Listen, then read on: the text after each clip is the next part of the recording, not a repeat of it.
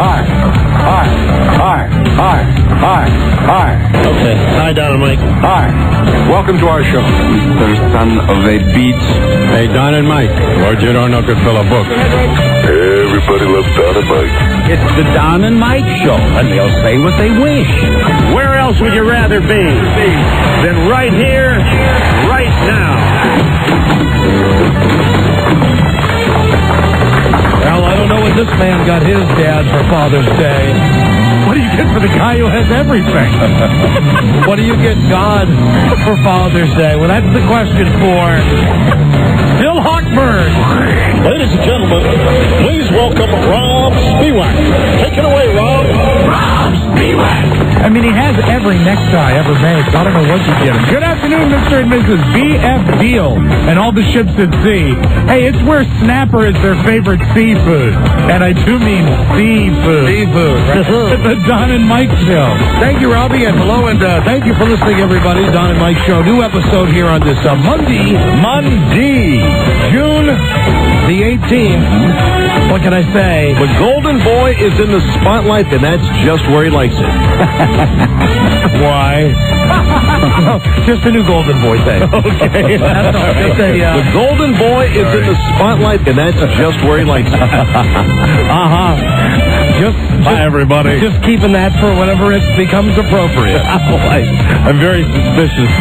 Golden Boy. The Golden Boy is in the spotlight, and that's just where he likes it. Now, listen, want to start today's show, of course, got a big weekend to tell you about, big Father's Day. Hope everybody had a great Father's Day.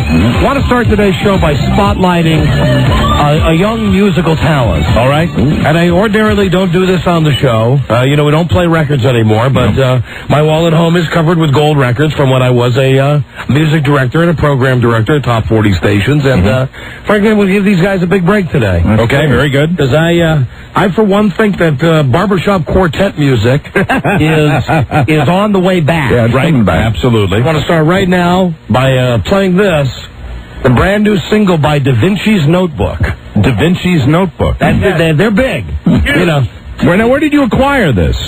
They sent me a tape. Okay, very good. I'm going to give them a shot right now. I like barbershop music. On national radio, I'm going to give them a shot. And, when you see them on the MTV Awards and when you see them on, they'll be booked, I'm sure, on everything from Soul Train to TRL. Remember, you heard them here first. If you ever get so low that you don't know which way to go, come on and take a walk in my shoes. It's beautiful, isn't Never worry about a thing, got the world on a string. Yeah. And I've got the cure for all of my blues. Listen to them harmonize. I take a look at my enormous penis, and my troubles start melting away. Saying the happy times are coming to stay. Yeah, I got great big amounts in the place where it counts, and the feeling's like a sunshiny day. And everything's going my way. The smash. Look at my enormous penis, and my troubles start melting away. Everything is going my way. Oh, there they are.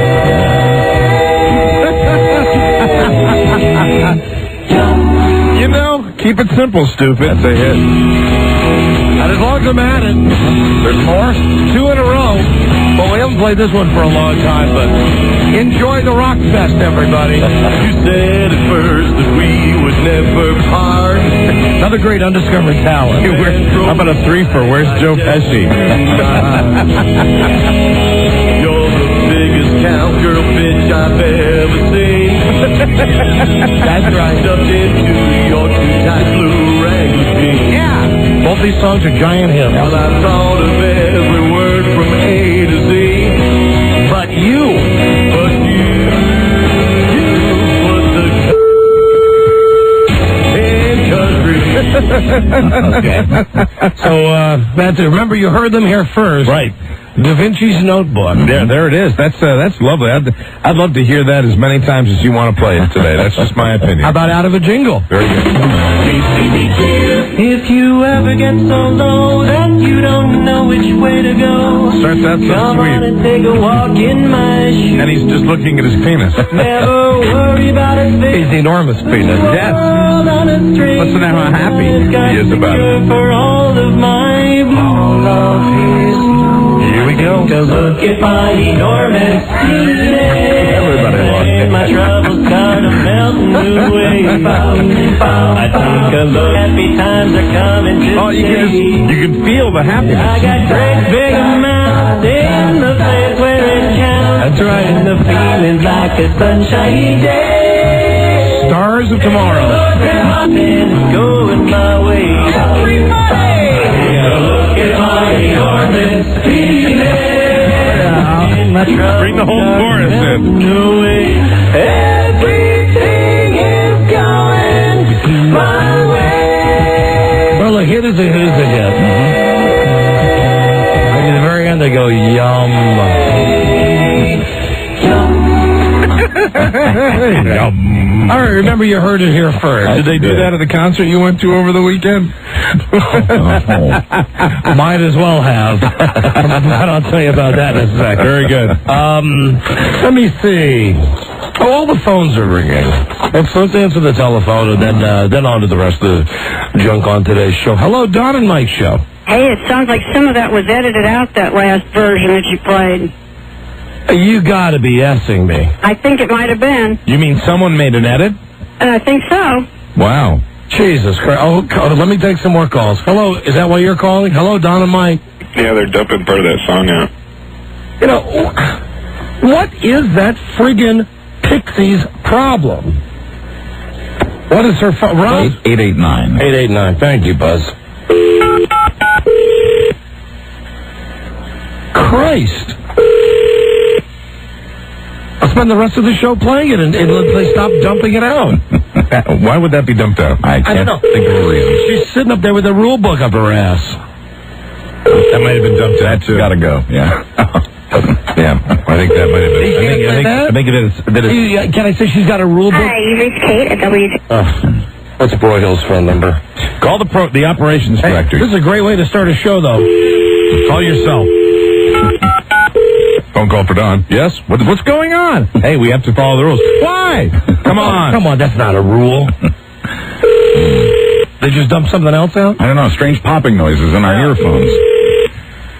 Well, I don't... Oh, they did it again. Mike, stop it. I'm sorry. You did it that time. I'm sorry. You know, why the... All right, Joe Ardinger. Hi, this is Charlie Broyhill, and I can't take your call right. Please. Hello, Don and Mike show. Hey, Bobby, I got something to fax over to you. What's your number, please? Hold on, please. The hotline is ringing. Hello? Bobby. I'm not there. Hey, why would she dump out of the enormous penis song? Do you know if she did, or are you just basing it on a listener? I'm basing it on all the lines ringing right now. Well, I listened to the song in my car. I don't think I heard any dumps. She didn't dump when you said rule book up her ass. Oh, okay. Okay, all right. Thank you, Charlie. She's at 815. I tried. I just got her voicemail. No, you tried 889. Mm-hmm. Oh. She's moved, apparently. Okay. Thank you. Bye. Goodbye. He's not there. Hello, Don and Mike show. Hey, Don and Mike? Yes. That song, I think it was cut more the second time you played it than the first, even. You know what I'm going to do? I'm going to I think play these might be troublemakers. I'm going to play No, I'm not kidding. Really, I'm not shouldn't we kidding speak at all. to I Kate think it was first cut and more. find out if she dumped it? Okay, 815? Correct. All right, I'll ask her if she dumped it. This is Kate. Hey, did you dump that? I dumped it after it became repetitive and... Oh, No, wait. Dumb bitch! I didn't... No, You dumb bitch! What are you doing? I didn't dump You're killing me! You're killing me! No, somebody downstairs dumped stuff too. No! Because I can see it. No dumping! I didn't dump all of it. Somebody Don't downstairs... dump anything! I don't care if you think it's repetitive. Christ! Well, then... Somebody dumped it downstairs, too? Yes. Because I can... Who's on the dump button down here? Who dumps down here? I have no idea. Wait, does somebody dump down here as well? I saw like, at least one dump. I can't tell, like, how many happened, but I can tell when it is. Here comes Lisa. There's a dump button in here, and then there's a dump button in the producer's room, and we didn't, I didn't dump anything. Okay, well, listen, Pixie, don't dump out. I don't care if you think it's repetitive. Because I can get on the air all day and say I've got an enormous penis. I can, and I have, and I will. I've got an enormous penis. You're simply stating a fact. I don't know. I've never seen it. I've got an enormous penis. And if they want to put that into song, don't you dare hit that dump button. Did someone just dump me out now? No. Weird, another click. I don't know what clicks Buzz is hearing, and I didn't know. Buzz hears a clicking sound. Up my ass. It's that old age thing. Well, Buzz hears clicking sounds all the time. Why don't you just do something with your hands so that you don't have to worry about pressing a dump button today? Please, for the love of God. Okay? What specifically do you want me to do with my hands? She's baiting you. No. See, I'm going to say something. You're going to have to dump it out. You know what? But listen, you're killing me with this. You're just killing me. I mean, if you're this hyperactive, go run the dump button on all the other shows on this station. Don't worry about us. This is a safe harbor. Okay. Okay. All right. I mean it. Don't make me come up there. Sure, Dad. Hey, listen, you. She's funny. She's dumping our show. I know. This is not funny. No, that's not it at all. Yes, that is it. No, that's not it at all. You're doing a job. We've been hired to protect the station's license. I'm doing the job. I'm doing the job they told me. Well, I'm doing the job they told me to do, too. And I understand that. You're here to push the envelope and... push the envelope by playing a song that says, I look at my enormous penis? I thought it was I heard a funny, clicking too. sound. That's not... but that's not my... I'm not... No. You can say, look at my enormous penis for 4 hours straight. You can say it. No, by adding enormous in front of penis, it becomes a graphic description. Oh, you know what? I'm going to put my enormous penis... Oh, now, calm down. Somewhere you're not going to like Calm it. down. This is the problem. Christ, this is the problem. We got some girl making $6.50 an hour deciding what goes too far, what is too graphic. No way. Enormous penis. I've got an enormous penis. I love the song about enormous penises. It's a very funny song. Christ. Don't be so literal. If anyone gets in trouble, it will not be you. Okay? Uh-huh. I'm not protecting myself. Who are you protecting? WJFK. Please. You're protecting WJFK? Then I got to get someone up there who's got a friggin' sense of humor, who understands what is indecent and what is not indecent. Because you don't know. I mean, I don't know I don't know you. I don't know if you don't have a sense of humor or if you're up there thinking that you're a real censor. All I know is that for the last 8 years we've done this show, we've never had as much stuff dumped as since you started running the dump button. Because you're up there literally following some... And where's the stupid rule book? Apparently there are a bunch of them, right? Yeah, I've never seen one. Kate, don't you have a bunch of books up there? Oh, yeah, I do. I have a bunch of folders. Well, you know what? I think I'd have to have you reassigned. I'm serious. I am not kidding. I really think we should have someone... Hell, we got to have someone who gets it running our dump button. Otherwise, you're killing us here. You're absolutely killing us. Okay. Goodbye. Please, F you. It was repetitive. See, I don't know what's in those folders. No, listen, it doesn't matter what's in the folders. What's in the folders has been in the folders for the whole 10 years we've been working here. Right. All I know is now that we've got, well, I mean, did she go through Alan? Is that why Alan's not even here. Was she hired by Jeremy, by Charlie? I mean, what's going on? I think she was hired by Broyhill. I think. I don't know. I inherited her. I don't know. Well, you're the creative program director. You should know who hired her. I don't know. Christ. You calling Broyhill? Yeah. All I know, it's a crappy way to do a radio show. Jesus. They got someone who's making what they're paying at McDonald's. So it was fine the first time, but it was the repetitive nature. But please. Here's Charlie Broyhill. Here he is now. He's walked into the studio. He's walked into the studio with his phone. Hi. How are you? Hi, Charlie. How are you? I'm back now. Okay, you're in the studio. Hi, Charlie. Hi, Mike. Hi, here he is, the operations manager of WJFK. Did you hang up on me? Yes. I'm sorry, Charlie just came in here. Why the, I just took my feet off She's the counter. right. what the frig is She's going right on? about the descriptive, the enormous part. Please! She's right. She's right that I quit. Right. No, come on, really. She's right What on about that. what about when we played the song, what was that, Detachable Penis. Right. We played that, and that was fine. How long ago was that? I don't know, a couple of years ago. Right. Things have changed since then for us. Really? So you're telling me that this same high standard of censorship is going to be inflicted on every show on Infinity Broadcasting? The ones that are in this building. Please. This is being deleted. You ever get so low that you don't know This?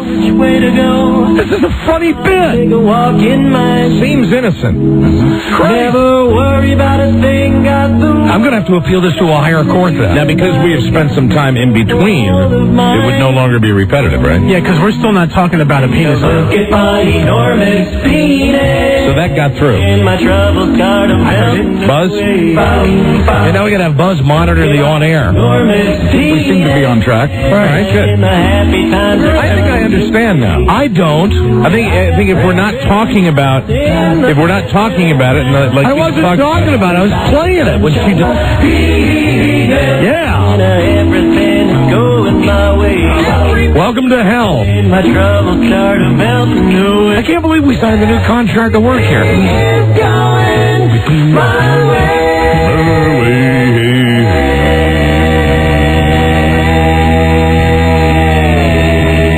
This sucks. Sucks on ice. Happy Monday, everybody. Way to go. Butchering the show, right? I mean, we've not been on the air 10 minutes. For playing that. Yeah, and? Do you know, in all the years, I will tell you this, in all the years that I have worked with you, and I've seen you with your battles with management, I have never seen an operations manager that casually smiles at you the way Charlie does when this goes on, you know. Listen, don't forget, just 2 weeks ago, you were on this side of it. Right. Yeah, come on. I can go on both sides. No, you can't. No, you got to be on the side of good guys. Be on the side of the guys who want to play the song, Enormous Penis. Look at my enormous penis.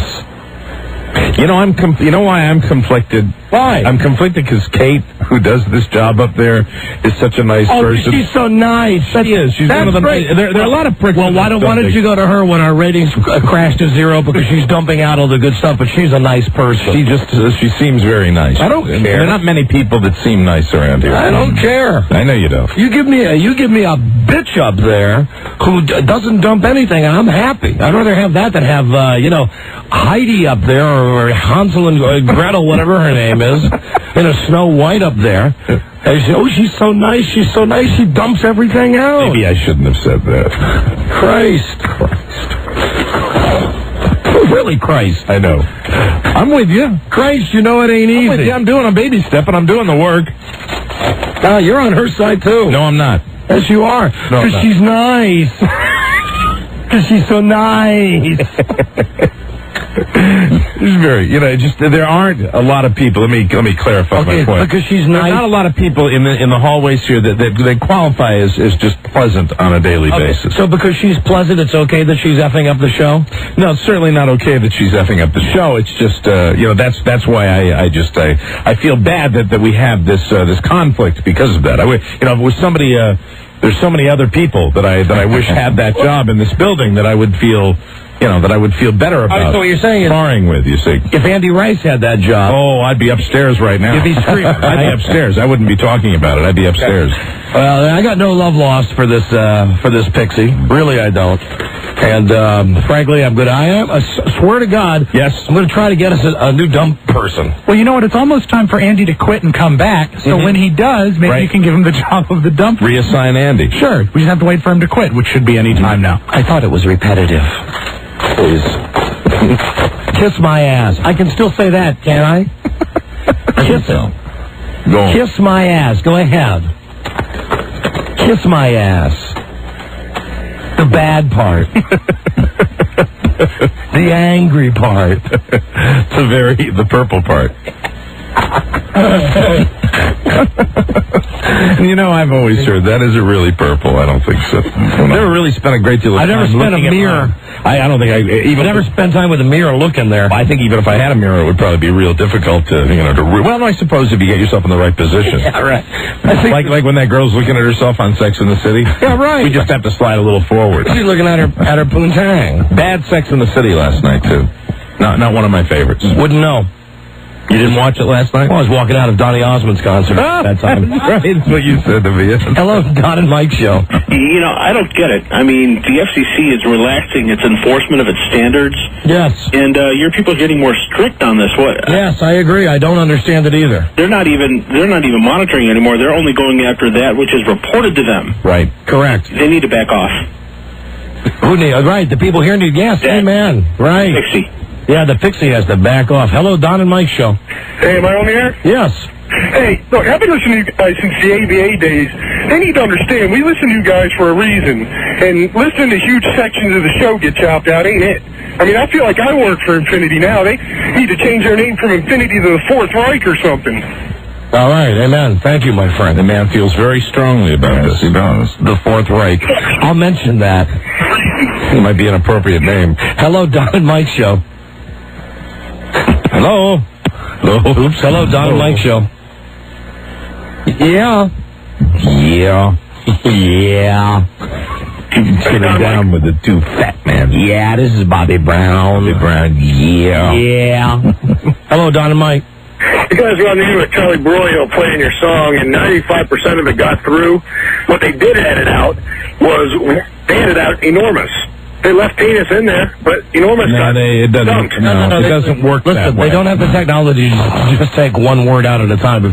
When they edit out like 7 seconds of the show. Well, when it first played, when the first song, when it was on, it wasn't dumped. It sounded like they put a bleep in. No, they don't. No, see, this is why also we don't rely on listeners. Now we are getting erroneous information. They do not have the ability to simply beep something. Hey, I got some advice for you. Maybe, Sir? doing it. Sir, in your particular case, I wouldn't worry about it. I think there are a lot of other listeners I'd rather have worry about it, but I don't think one should be you. Hello, Don and Mike show. Don and Mike. Yeah. Brothers. Hi. Hey, Mr. Program Director, put on your program director's hat and do some directing of the program there. What do you think I'm doing here, you idiot? Improvise, adapt, overcome. I'm not. You get that at one of those management stores that I see in the malls? No, that's a Marine Corps thing. Bingo. That's what the Marines do. Well, kudos to you. You knew a Marine Corps thing before I did. Improvise. It's from the What movie? Full Metal Jacket. Yeah, Full Metal Jacket. He's right. Improvise. Adapt, overcome. Improvise, adapt, overcome. And it's also from the Clint Eastwood movie when we attacked Grenada. Today is Christmas. There will be a magic show at 0900. And to celebrate, let's listen to a great song. If you ever get so low that you don't know which way to go, come on and take a walk in my shoes. Never worry about a thing, got the world on a string, 'cause I've got the cure for all of my blues. Just a week ago, I said we were happy working here. Take a look at my enormous penis. I'm glad I didn't make that bet with you. Which one? About shaving my head if we weren't happy? Oh, really? Look at my enormous penis. Monday, July 18th. Come and just stay. Sing it. I got great big amounts in the place where it counts. Ain't everything going my way. One more time. Look at my enormous penis. And my troubles start to melt away. Everything is going my way.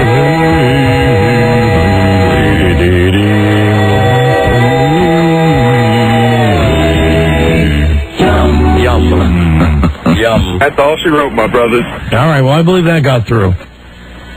Thank you. Hello there, Don and Mike show. I hate this place. I've been here for 7 years. I know. Nothing works here. I know. The medication doesn't work. I know.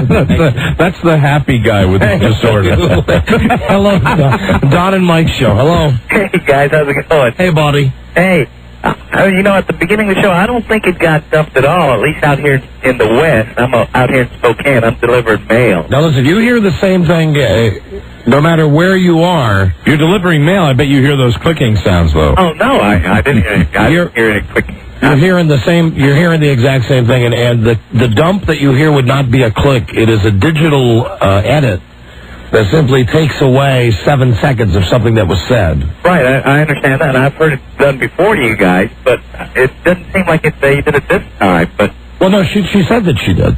Oh, well, thank you. Either way, and where do we get these outstanding songs at? No, I don't know. Hold on, we were dumped again? Hello, Don and Mike. We were dumped again? That's what it sounded like to me, right at the very end. When they go in to say enormous penis for the third time, they dumped it out, and it came back, and all you heard was you guys singing penis in the fourth time they say it. All right, hold on a second. Everybody wants to get into this. Hello, Don and Mike show. Yeah, Don. Hey, I'm a sound technician. I do the same thing you guys got dumped. I don't work for a radio, Don. I'm just a sound guy. I do bands and stuff. Okay, we don't need a bio. We just need to know. Was it dumped? Yeah, it was dumped. Hotline ringing. Hold on a second. Hotline's ringing. Hello. You know, there's one other thing about this song that I don't think Rob has mentioned, is that it is 2.5 minutes, and he edited it so that it was shorter. Yeah, so? So maybe those are the edits they're hearing. That wouldn't surprise me, because, I mean, even to an untrained ear, that sounds like an edit. The edits we made, though, I thought were seamless. Yeah, I think they're pretty clean. Of course, no, they're clean, but you can tell, you know what I mean. You can tell that it's an edit. I don't know. I think they're pretty good. No, I'm not putting down your edit. I'm TV. All right, it's very sensitive in here, Rob. I think they're very clean edits, Rob. Thank you. I love my edits. Well, enjoy France, boys. But I'm saying you can tell that there's just. I mean, I could tell hearing it the first time that you had shortened the song. I knew that there was an edit in there. It could be, but I don't think. I mean, not if Kate said she dumped it. But I mean, what I'm saying here's the only point I'm making is people would call in and say, hey, it sounded like you, because it has that kind of similar thing. Because the song changes tempo. Excuse me, I forgot we're dealing with a musician here. No, but I mean, the first time I heard it, I knew that the song had been edited. Oh, BS! Well, play it again. Play it again. If you ever get so low that you don't know which way to go, take the edit. Come on and take a walk in my shoes. Comes in the last part. Never worry about a thing, got the world on a string, 'cause I've got the cure for all of my blues. You've already missed 2 edits. That's fine. Those are great edits. You've already missed 2. I don't doubt that for a second. Saying my troubles start melting away. I take a look at my enormous penis, saying the happy times are coming to stay. Yeah, I got great big mouth in the place where it counts, and the feeling's like a sunshine day. We're 4 edits now. Where are they? Saying my troubles start melting away. Right there. That's the only one. That's the only one that I heard. It's one of 7 edits. Yeah, well, that's what I'm saying. But that's the one. And the other ones are great. Because I absolutely had no idea there were any other edits in there. Yum. All right, so you picked out 1 out of 7. Yeah, 1. I mean, yeah, absolutely. The other edits were great. Hello, Don and Mike show. Hey, Don. Yes. I'm calling in support of Dixie. Why don't you lay off her? She's just doing her job. You sound like you're bitching the program directors like you used to before you were one. Hey, listen, F you, okay? What the hell? So you're all for the censorship of this show? No, I'm saying lay off her. I'm not saying it's... Why? Lay off her. Why should I lay off her? She is not dumping the correct way. She's not dumping the stuff. I'm not talking about the way she's doing her work, but you're calling her a bitch. You're calling her a 6-15-hour whore. I didn't call her a whore. I didn't call her a whore. Okay, you called her a bitch. I said she makes $6.50 an hour, which she does, and I called her a bitch, which is what I thought of her at the moment. Well, maybe her work. Why don't you say her work is bad rather than she's a bitch? Well, you're a douchebag. Don't you also complain? You used to complain about your program directors, the way they evaluated you and your performance. Let me tell you something. If I truly ran this station, and I don't, I just control what goes over the radio as far as what disc jockeys are on the air and how it's being presented, yeah, I would have fired her. I can't. It's not my job. I can't fire her. I would. Last week she was the icing on top of your cake, and this week she's a bitch you're ready to fire. How was she the icing on top of the cake last week? You called her, I think it was last week when you asked her about something. You were really nice to her. You called her Pixie because she reminded you of a small little girl. You're all real nice to her, and then next week you changed like... Yes, hello. You know what it's called? It's called a mood swing. Is that what it's called? That's what it's called. A violent mood swing, and that's okay. That's what it's called. This show is filled with violent mood swings. Well, I got news for you. No, I am... What? Go ahead. What? You didn't call to hear anything. You just called to... Yeah, you just talked. The name of the movie was Heartbreak Ridge, but go ahead. I'm listening. Well, what movie are you talking about? Clint Eastwood movie. Adapt and that whole Marine movie. Well, I didn't say anything. I didn't even know where that came from. Well, you were trying to figure what movie it was. And No, I didn't know it came from a movie. You're wrong about that. Well, Don said it came from a Clint Eastwood movie, and I thought you were asking about it. You said you heard it before. Did you say it came from a Clint Eastwood movie? Yeah, I said the movie where we invaded Grenada. Right. Yeah, I'm listening.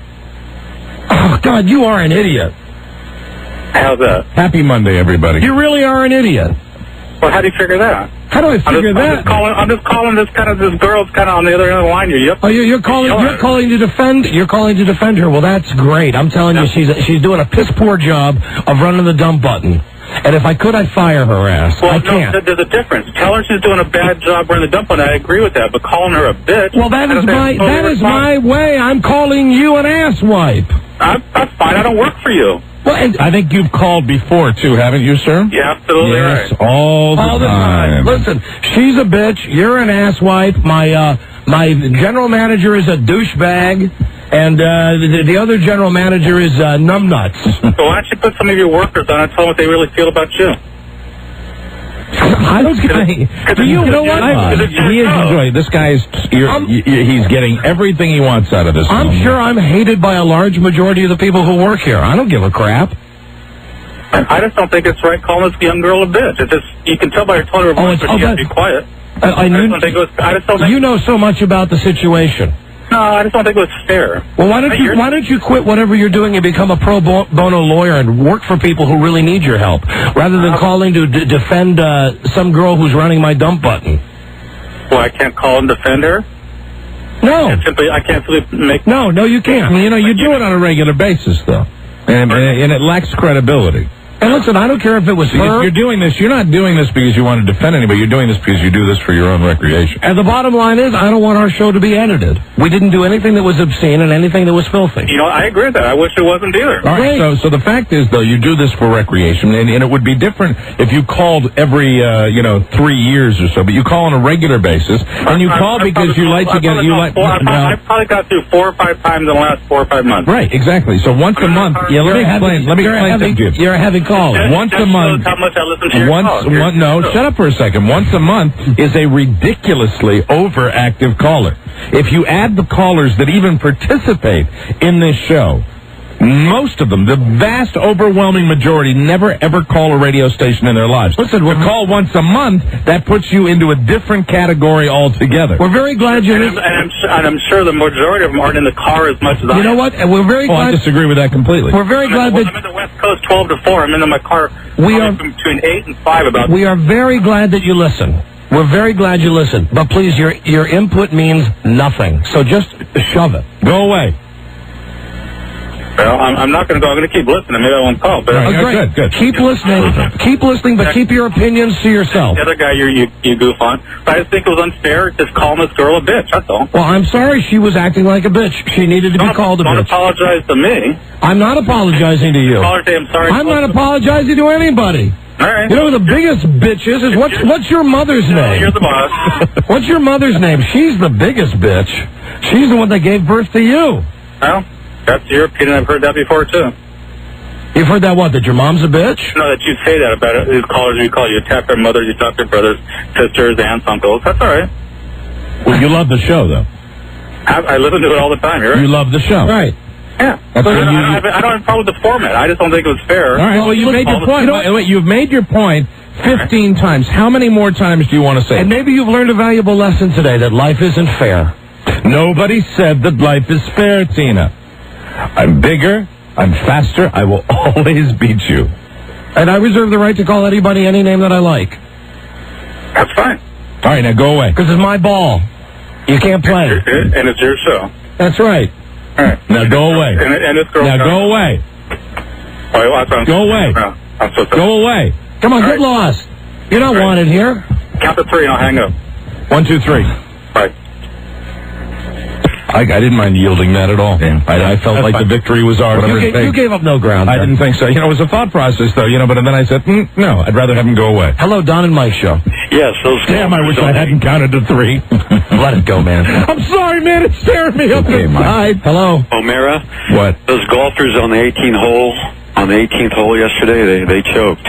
Well, yeah. On my enormous penis. If you ever get so low, you don't know which way to go. Come on and take a walk in my That was a good setup call. That was. Never worry about a thing, got the world on a string, 'cause I've got the cure for all of mine. Look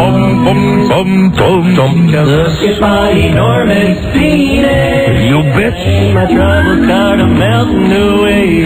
Don't dump this. Take a look at my enormous penis, and the happy times are coming to stay. I thought I'd just start the show giving some guys a break today. In the place where it counts. It's always an adventure, Like the sunshine. but an adventure. I swear to God. It's what makes the job great. Really never. Walking down the hallway, nice little Monday, Don and I chatting in the office, Walk in here, anything can happen. Welcome to it. Yum. Hold on. Where's the yum? Yum. Hello. It's a horrible edit. Don and Mike show. Rob. Don and Mike show. Hello. Hey guys, I don't mean to sound repetitive, but penis in your mouth. Defend that. Okay. Hey, cool it. Life is a breeze. Hello, Don and Mike show. Hey, you two F-stains, what the hell's going on? Hey, I don't know, Sea Breath. Who? Sea Breath. Who? I have mine all prepared, but when you gave me one on the fly, C-O. Gosh dang. C. Gosh dang. You know what I mean, Sea Breath. What can we do for you? I got you. Nothing. I was wondering if old Mike watched that stupid golf tournament. Watched some guys choke their guts out yesterday. I was watching it for ye. He was? You know what? I swear to God. Was? Have you ever, sir, do you golf?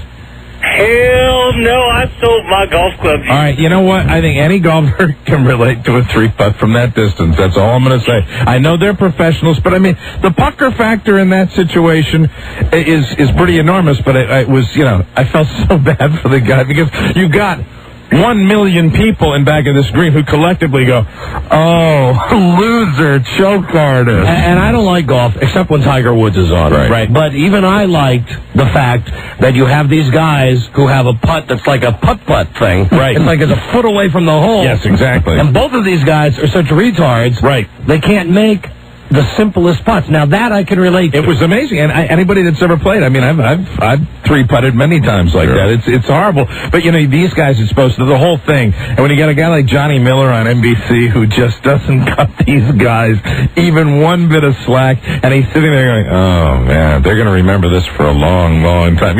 Just open that wound up and pour the salt in. Good. The only thing that'll close the door on it will be the guy, he's winning today. So he will be able to, it'll be erased. It won't be, now if the other guy, Mark Brooks, if he won today, then that would be forever. You will walk around with the L on your forehead. But if he wins the playoff today, then it's erased and it doesn't matter. Hello? Hello. Don and Mike. Hey, Don. Hey, Mike. Hey, I just want to let you know something. In the middle of all of that, the heated arguing with the Pixie and the talk about being censored and everything, right. It didn't stop Rob from giving me this plug, which he would like me to read.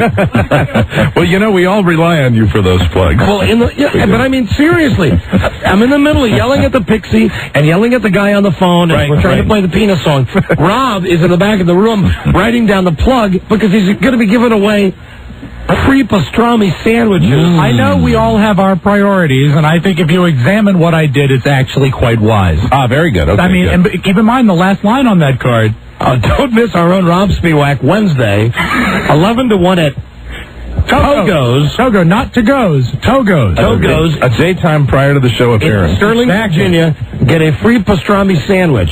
Right. Rob's last appearance before France. So if something unfortunate happens, this could be your last chance to see me. To see you. That's right. Come out. I mentioned great edits on that song. I'm sorry about Thank that. you. You know what you should do? I missed 7 of them. Come to Togo's and I'll hook you up with a cured meat sandwich. Now, Rob, let me tell you something, and I don't normally like to pile on a plug, but I will tell you this: that if you're talking about an individual, I think an individual in media. I'm not even going to say radio. I'm not going to confine it to radio. I'm going to say if you're talking about an individual in media in all of Washington that knows his way around a deli and a sandwich, yes, you're talking about Rob Spiewak. So he's the right man for this job. Come out and get a sandwich. What it is, it's a way to say thank you to people that already come to Togo's. F you, Rob. And a good reason. I read it. Try it. I read it. Shut up. I read it right in the middle of the show, and I was supposed to read it till the end of the show. Last chance before France. Hello. Don and Mike, hello. That's all he cares about.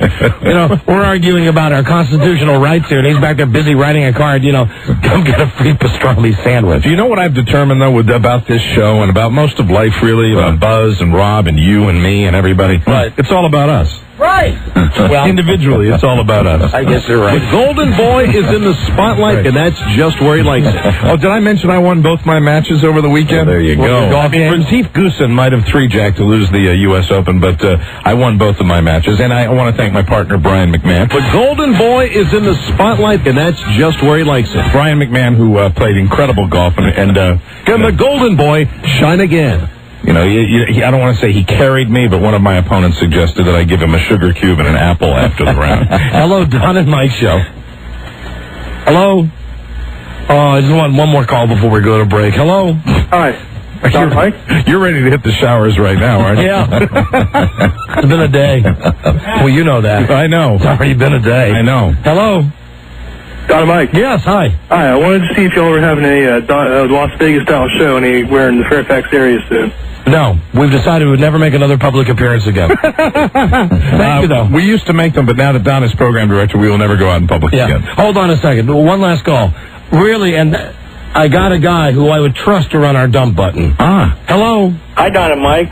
Here he is right now. Hi, Tom. The How you censor doing? for the Don and I Mike will do show. the dump button. I'll come in and give me a job. I'll work the dump button on the Tom, show all the time. I'll tell you something. Because Charlie Broyhill has been such a lack of help today, please call Charlie in his office as soon as you hang up the phone. Oh, wow. And if he's not there, leave him a voicemail and tell him that I've recommended you for the job as the new dump button operator. Yes, I will. I'll get paid, right? Yes, you get paid. How much? $6.50 an hour. $6.50 an hour? Yes. $6.50. $6.50 an hour. $6.50 an hour. Hang up right now and call Charlie right now. But before you do, roar. All right, bye, Tom. I'll call him. Bye. Okay. Yes, he will. I mean, he's dialing it right now. Slowly. Well, maybe he's got speed dial on the monster phone. Maybe he does, though. He gets through during some of our more busy times. And I bet Tom has one of those phones with the big gigantic buttons, so he can just press the button with his cane. Right, or his forehead. Speed dial still requires finding the button. Yeah. True. And God forbid it's like 1-800-CALL-ME. Oh, don't spell those. No, you got to give him the numbers. Yeah, you do. 877-365-3636. That is our phone number. Price package right now for the 100th caller. Good luck. Number 1, Arbitron Link, the Don and Mike Show.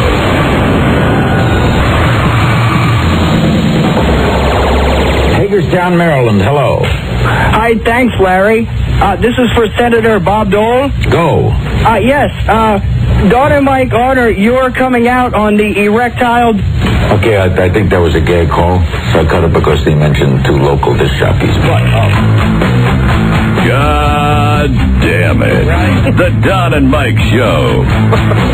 Well, I'm feeling better. I know you are. But you like that. It's a good way to get the blood flowing on Monday. Oh, I just fired Kate. I'm not kidding. I just fired her. Did she get reassigned or what? She's out on the street right now. She's walking. She's walking the streets. She's selling her body right now on the street. Oh my God! She's turned to hooking. A little orphan girl now. Oh no! Hello, Don and Mike Show. Hello, Don. Hello. Yeah, you're the 100th caller. Oh, kick ass. Yes. Hi. What's your name? Brandon. No, of course I didn't fire her. Just spoke to her. Was that her on the phone? Part was her and part was someone else. Was that just Broyhill on the phone? And her at the very end. Oh, really? She hopped on? Yes, where it was... Everybody make nice? As nice as we can make. Very good. As nice as... you know me, I like peace occasionally. As nice as we can, being as we have beautiful penises, which is how the rule was just explained to me. If the song said, look at my beautiful penis, there's not a problem. But by saying enormous penis, there's a problem. Because I know why. Because the enormous thing, right? It denotes raw sexuality. So for the rest of the time, just every once in a while, I'm going to want to break into song with you guys. Look at my beautiful penis. Man, do you hear that perfect pitch in here? That was nice. Listen, hi, what's your name? Brandon.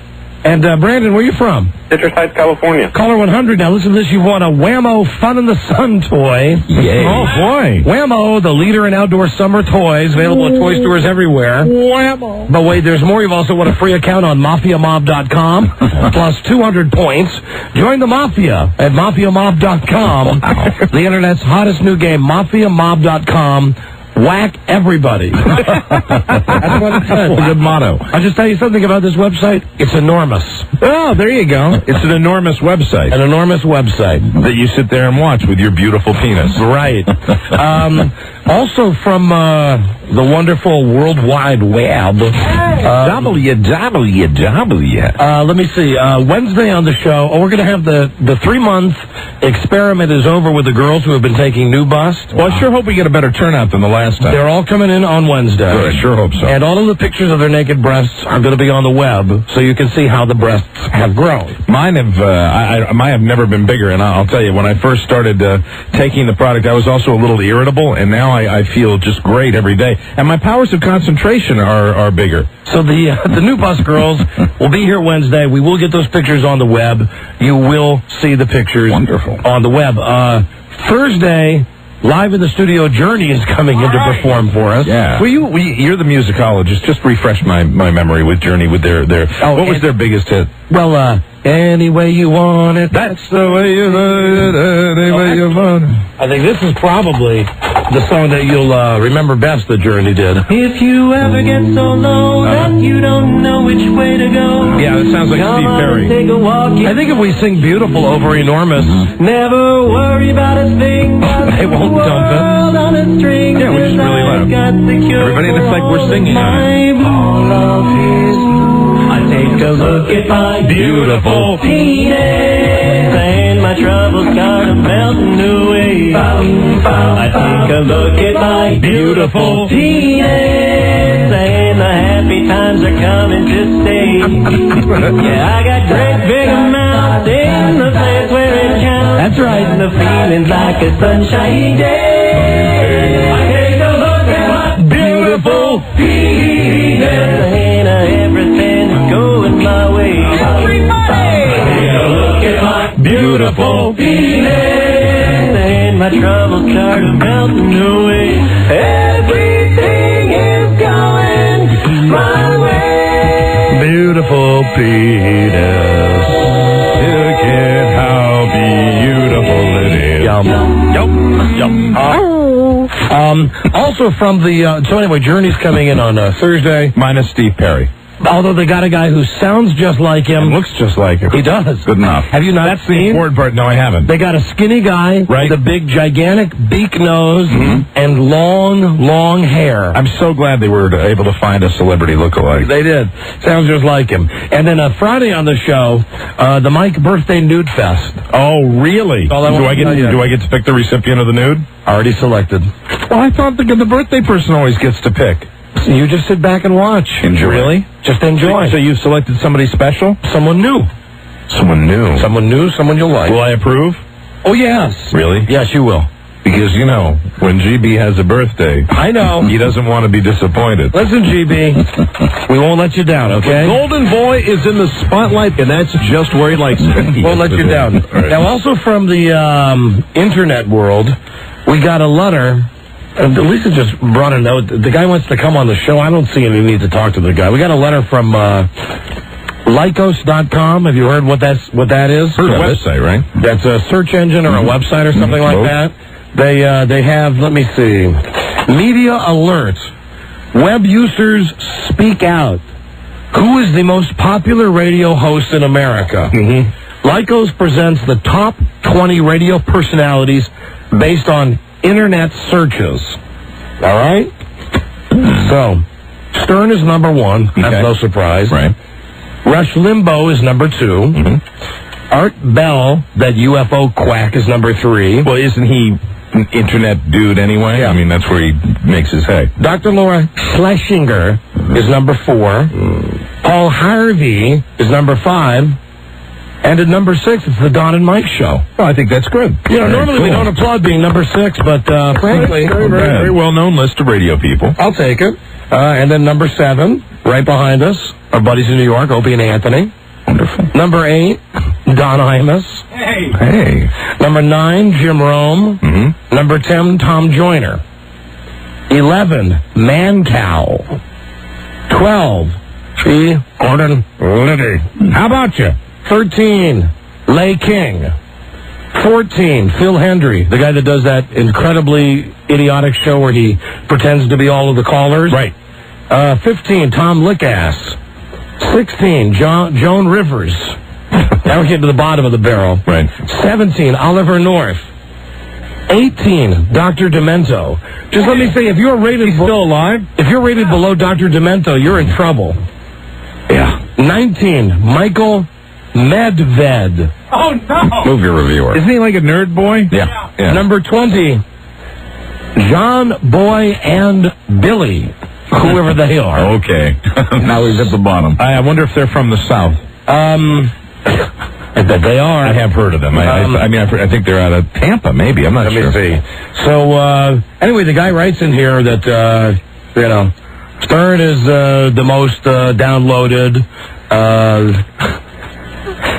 The only show he's never heard of is the show rated number 6, the Don and Mike Show. Oh. Is that what he says? That's what the guy wrote in the press release. That's the only show he'd never heard of. That we're on WJFK Washington and WNEW New York. That dick. Let me see. On the decline is Don Imus. Beloved by the media. Stupid idiot. Less popular on the internet than ever before.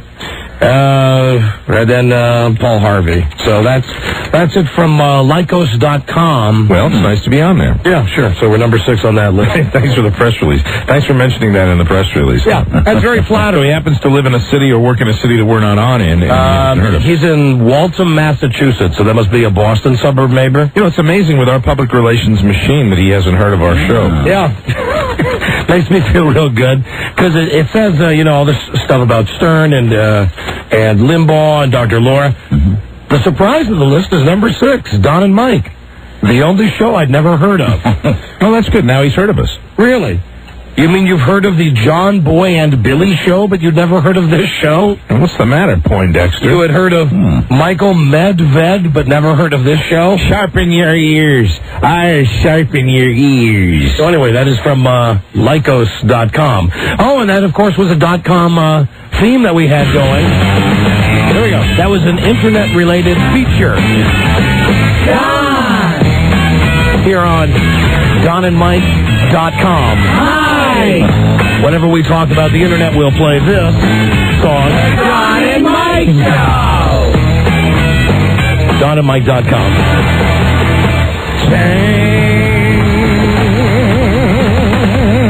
Yeah.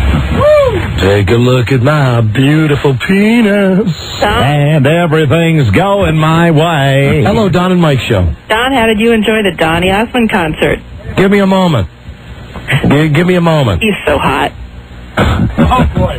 Just wait. He's so hot. I'm just thinking about your description right now. It's so hot. I don't think Donny Osmond will be calling the show today. I heard Donnie being interviewed on a news station when I arrived in Washington late on Friday night. Yeah. And I was thinking, it would have been nice if he had been able to free up his schedule to come on live with us. Well, Frida and I were invited to go backstage after the show to say hi to Donnie. He sent someone out and said, listen, sorry I couldn't call the show, but please come backstage. There'll be food and drink, and Donnie really wants to see you. But unfortunately, we only lasted for about 20 minutes of the show. Oh, Why? Give me a second. I'll tell you about it. Hold on. I had one other radio note, though, that I think is funny. I love it when top 40 stations battle against each other. Right. And, frankly, there's been all this crap that's been going on between Cheap Channel, Clear Channel, and Infinity, CBS, and all these other companies, and Bonneville, because the company Cheap Channel, Clear Channel, they own SFX, which is a concert promoter. Okay. So, in essence, a radio chain owns the rights to lots of these tours, these big money-making tours that travel the country. Right. So, what they're doing is they're locking all the other radio stations out of giving away tickets to whatever it is, if it's U2 or the Backstreet Boys, or that's not very kind, or whatever it is. And in turn, I think that HFS just had a concert, which is a CBS station. The Cheap Channel station, DC 101, gave away tickets on the air to the Infinity concert.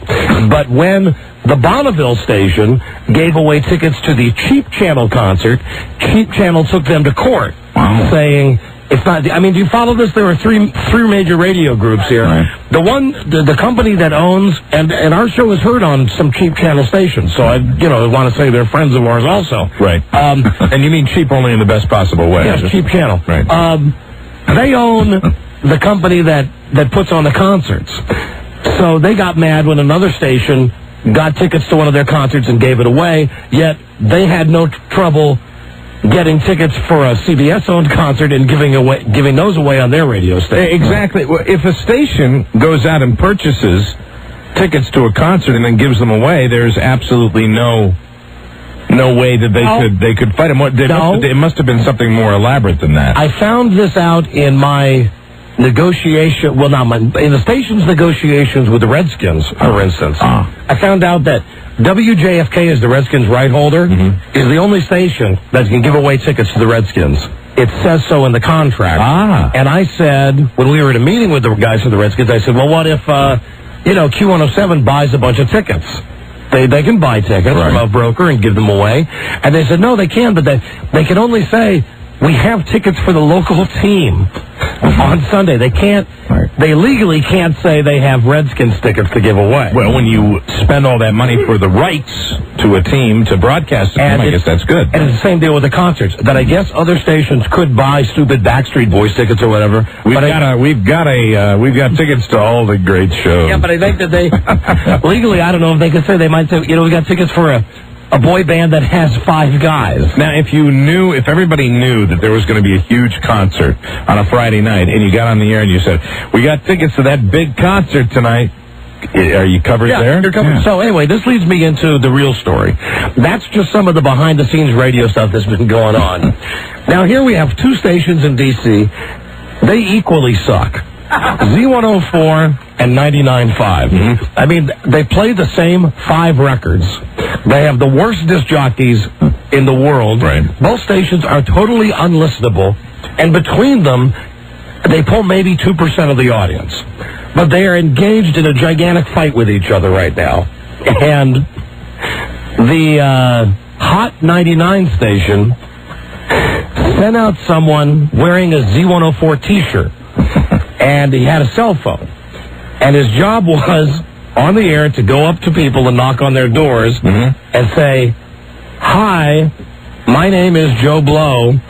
I'm a convicted animal sex offender, and I have to ask your permission to move into the neighborhood. Oh, my God. Fantastic. Wow. I think it's fantastic.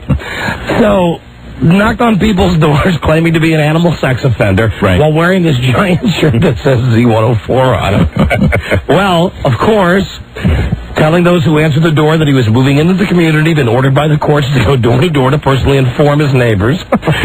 Z104 received calls from angry parents in the community who thought that Z104 was behind it. The guy is wearing a Z104 T-shirt. Wow. Now, of course, Bennett Zier, one of the great minds in our time, the idiot that runs the Cheap Channel station, he says in a press release, I have no knowledge of this incident. Right. He's the guy who's running the station that sent the guy out with a T-shirt to say he was an animal sex offender. Sure. Meanwhile, the general manager from Z104 is telling the other guy to expect retribution for the incident. One angry woman has notified the police and the Fairfax County School Board. This is now. Did this happen through a show that was on the air? Yeah, with the morning show was trying to find a freak. They were having Freak Week, like to be their stunt boy. And they did this, and so now this battle continues. So now we can expect Z104 to counterpunch. No. Z104, I believe, is going to take them to court. That at this point, Z104 is taking it out of the mudslinging. Right. They're going to court. Going to court. So they're down there in the bottom of the ratings pile. They're just all over each other. You know what? Really, what they really ought to be working on, maybe making their radio station sound a little better. One of them could have, a 5 share if they would just play better music. Right. But they both play, and I'm going to drive around and listen. Many times they're playing the same bad song. Sure. At exactly the same time. They both have equally bad disc jockeys, yet all they can think of to do to make their station better is to send a guy out with a T-shirt and say Z104 on it, saying he's a convicted convicted animal sex offender. Like they're an animal sex offender. See, and for my money... Which, I mean, I don't even know if there's a title for that. Yeah, I don't think so. And if you're going to do something like this, have some balls. I mean, take the animal out of it. You know what I mean? Right. Just send a guy to someone's door wearing a Z104 shirt saying, hi, I'm a convicted sex offender. And I'd like to move into the neighborhood. Yeah, because animal, I'm sure, was the way that they thought, well, that gives it a goofy, you don't think about a guy doing bad stuff to kids or whoever. Right, exactly. The guy is having sex with dogs or with cats. Or animal sex. Or whatever. God. So now they're on their way to court. Yes. Wow. How great is that? Radio. Wow. How great is that? And plus these stations are all arguing among them about, who gets the Backstreet Boys tickets for whatever dumb concert it is that they have. It's amazing. I mean, and there they go, just slamming at each other. And it'll probably continue for a long time. Yeah, well, one of them will drop out of the format, and then the other one will claim victory, even though they'll still only get 2% of the audience. Yeah, nobody's listening to either station. Yeah, but one of them, by the end of the summer, will be able to claim victory. We are terrific. How freaking stupid. We won the battle. But it's it's a good stunt. I mean, I'll give them credit for that. T-shirt, It's a good stunt, but, as someone who's done this type of stuff before, Mike and I used to play games on the other radio stations all the time. Sure. Go all the way with it. Yeah, because you're going to get in trouble anyway. Yeah, I mean, why not have the guy just say he's a sex offender? Why even say the animal? Exactly. Yeah, and say and say you work at the station. Yeah, because you're really going to get in even more trouble then, Yeah, hi, I'm from Z104. Hi, I work at a local radio station, and I am a sex offender. Oh, that's great. Bonneville's O'Brien says he's received hundreds of calls from angry parents in the community who thought Z104 was behind the trick. WIHT GM Bennett Zier claimed to have no knowledge of the incident and apologized to him, according to O'Brien. Sure, there you go. Good move. Standard GM practice there. Right. That GM knew that as soon as they hit the street. Of course Bennett Zier knew that. Probably approved it. Christ, he probably thought of it. I mean, listen, the idea is way too creative for some morning disc jockey to come up with, right? This is true. I mean, if you put a guy in a Z104 shirt, he's an animal sex offender. Have a big business meeting there. Hey, man, I've had it. Send somebody out and say they're an animal sex offender. I feel like sending Joe out in a WJFK T-shirt. Just have him do it. Just for snacks. Just to see what would happen. Say, hi, I'm Joe. I'm from WJFK. I am a... Hey, Joe, come here. I am an animal sex offender. Would you mind if I moved in next door to you? Hey, Joe, come here. Because there's no reason for us to get a fight with some stupid radio station with no ratings. No. Hey, Joe, could you go to the prize closet and grab a JFK T-shirt? Sure. Then hold on, Joe, hold on. And then go to... just a residential area here. Knock on doors. The house is right around the corner. Yeah, the houses, and just say, let me see, what did they say? The participants performing challenges to win the job of stunt person. The contestant involved in Wednesday stunt knocked on at least 2 residents' doors, claiming to be a convicted animal sex offender and wearing a Z104 shirt. Telling those who answered the door he was moving into the community and had been ordered by the courts to go door to door to personally inform his new neighbors. Mm-hmm. So do that. Just say, hi, I'm Joe. I'll need a Well, I need a cell phone. You want me to call back, or you just want me to go? Yeah, do you have one? Well, take Lisa's. And there's your script. You just follow it. Just Just say you're from WJFK. And then let us know how it goes. Yeah. Well, no, call us. Call us on the air. Well, I have to say I'm from WJFK and I'm moving in and I'm No, how about you just go there with just the WJFK shirt on? Right. Yeah, right. Yeah. Exactly. Okay. Call us up when you get to someone's house. Thanks, Joe. There you go. Super Joe. Super Jock. Super Joe. So we'll see what kind of response Joe gets. Because frankly, I think it's a funny bit. It is funny. I think it's a real funny bit. Just wait till Alan gets the calls, though. Yeah. You know, hey, there was someone from WJFK saying he was a convicted animal sex offender. Big WJFK T-shirt on. Oh. And get the big one, the red, white, and blue one. Right. Don't get the one that's got like the logo right next to Mike there. Red, white, and blau. Hello, Don and Mike show. Yeah, make sure he takes off the sleeve so it looks like a muscle shirt. Cut the sleeves off. Gotcha. Hello, Don and Mike show. Oops. Hello, Don and Mike. Hey. Hello. What the hell was that? Hello, Don and Mike. Yeah, guys. Yeah.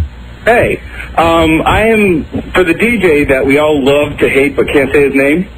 Now, hold on. Who are you talking about? Stern? No, Diamond Blank. Diamond in the morning? Diamond Jack. Jack Diamond? Yeah. Diamond Jack. Diamond Jack. Hey, Diamond That'd be Jack. a good name change for him. Hey, Diamond Jack with you. Diamond Jack. What about I heard him on Friday morning begging for pens and pencils over the radio. I'll tell you where that bit comes from. That is from something called Bitboard. There is a thing in Radio and Records, the trade magazine. Right. And they take out a full-page ad all the time. This is like disc jockeys who can't come up with bits on their own. They pay like $500 a month. Mm-hmm. And this service called Bitboard gives them wacky ideas. And one of the ideas that they mentioned was that the big idea of the week was that you get on the air, and now you tell me, I wasn't in town, I was in New York Friday, so I don't know how Jack Diamond did this, but you tell me if this is what it is. You come on the air and you say, hey, I can't believe how cheap my station is. Yeah, Right. exactly. I don't have any pens or pencils, so send me some pens with your company logo on them. Oh my God, that's word for word what it was. Okay, and then the trick is that once you get all these pens, that you do a contest. You do some kind of a contest to see if people will listen to you or not in the office. Mm-hmm. But the whole thing is it's set up in the way that they send this junk to the disc jockeys is to say, listen, your listeners can relate to the fact that you don't have good equipment. So get your listeners, get your stupid listeners to send you a pen with one of the standard. It's old too, isn't it? I mean, it's been done. Well, you wonder how they have money for like the 8 million people that Jack Diamond has in his little posse? Because there's 8 million voices going on when he's on the air. Yeah, listen, that station is owned by Disney. They got money coming out the wazoo. They have plenty. Listen, hold on. But the point is, they have plenty of pens. Right. They have plenty of paper. It's something that he's paid for. It's a bit idea. It's a standard bit that he's paid for from Bitboard. A lot of times, disc jockeys will also get stuff from Bitboard, like says this will be a good phone starter for your show today.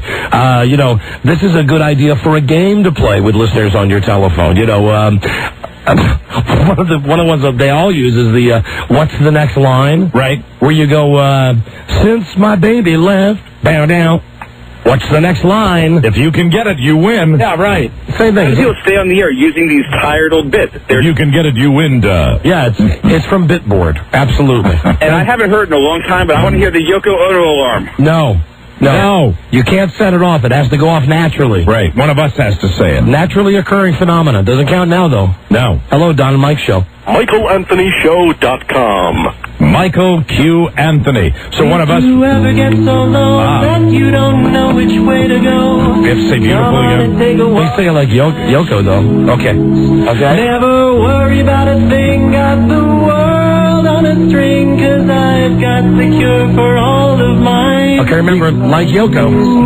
I take a look at my beautiful penis, and my troubles start a melting away. Like Yoko. I take a look at my beautiful penis. I forgot it the first time. Happy times are coming to stay. Like Yoko Ono. I got great big amounts in the place where it counts, and the feeling's like a sunshiny day. Okay. Take a look at my beautiful penis, and everything's going my way. Take a look at my beautiful penis, and my I like that better than the original. You like the Yoko Ono? Oh, absolutely. got Joe on the phone? Yep. Already? Yep. Wow. Joe Ardinger on the telephone already. Wait till they say yum. Yum. Hey, Joe. Yeah. Are you there already? Well, I'm here at the apartments across the street, or I'm looking at a... No, Jojo, actually, go further down the road and go to where there are actual houses. Okay, I'll just walk across the street. You know what I'm thinking?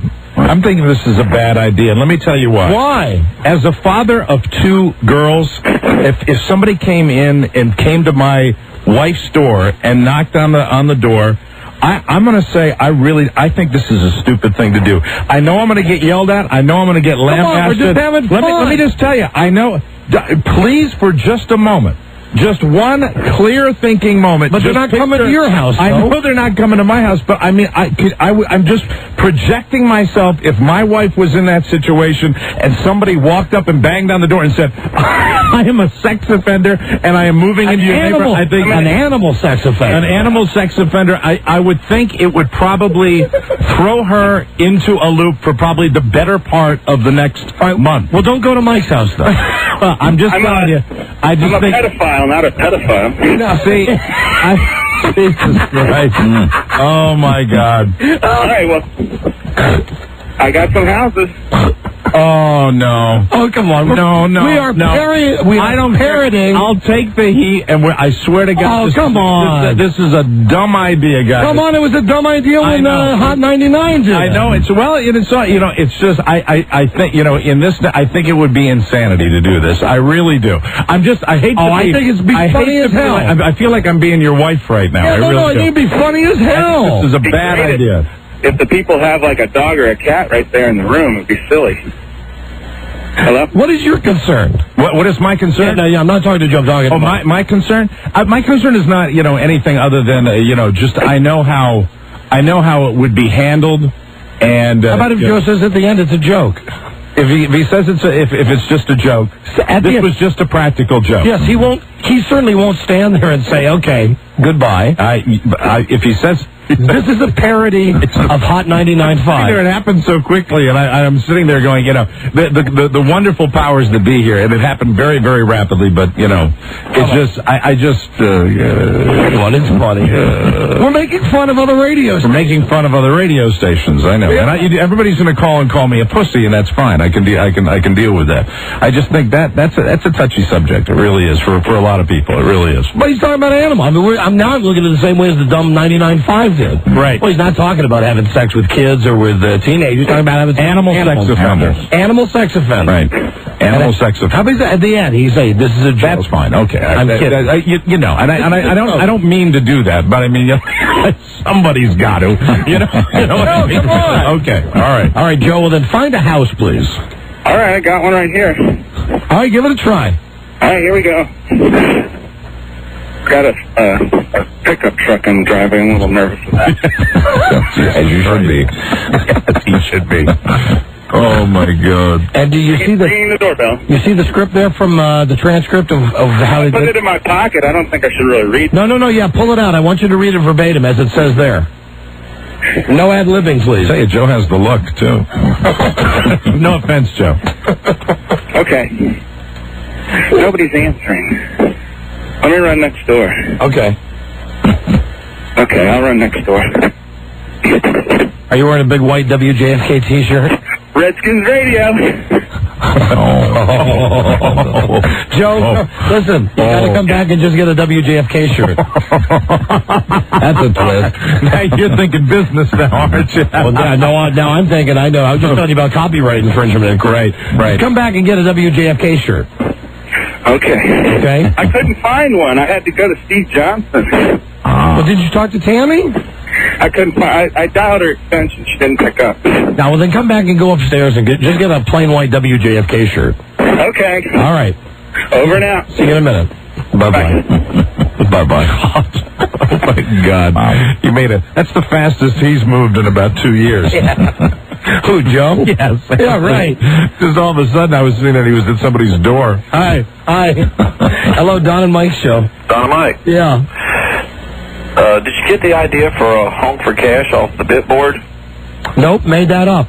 And then it was stolen over in London. Oh, in England or something? Yeah. Somebody's Hey, O'Mara, Yes. you're not a pussy. Oh, thank you.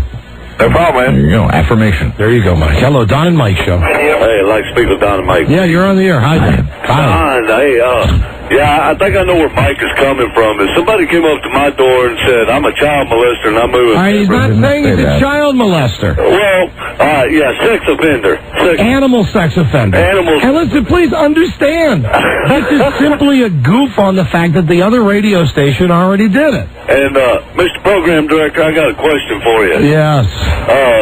The new S-Stars radio, the satellite radio, will you be broadcasting? No, listen, satellite radio blows. Hello, Don and Mike show. You don't want to get some recreational pharmaceuticals?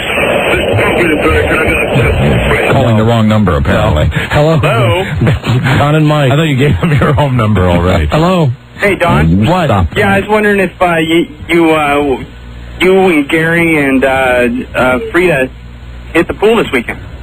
Gary, my British neighbor. Yeah, that's the enabler. Were you guys out in the pool with a little bit of Grey Goose? No, we weren't. We were not. No swanky winkle winka. He doesn't mention the woman's name. He just mentions you, Gary, and Frida. Just Gary. No, we were not. Well, you, Gary, and Frida would make the ultimate sandwich.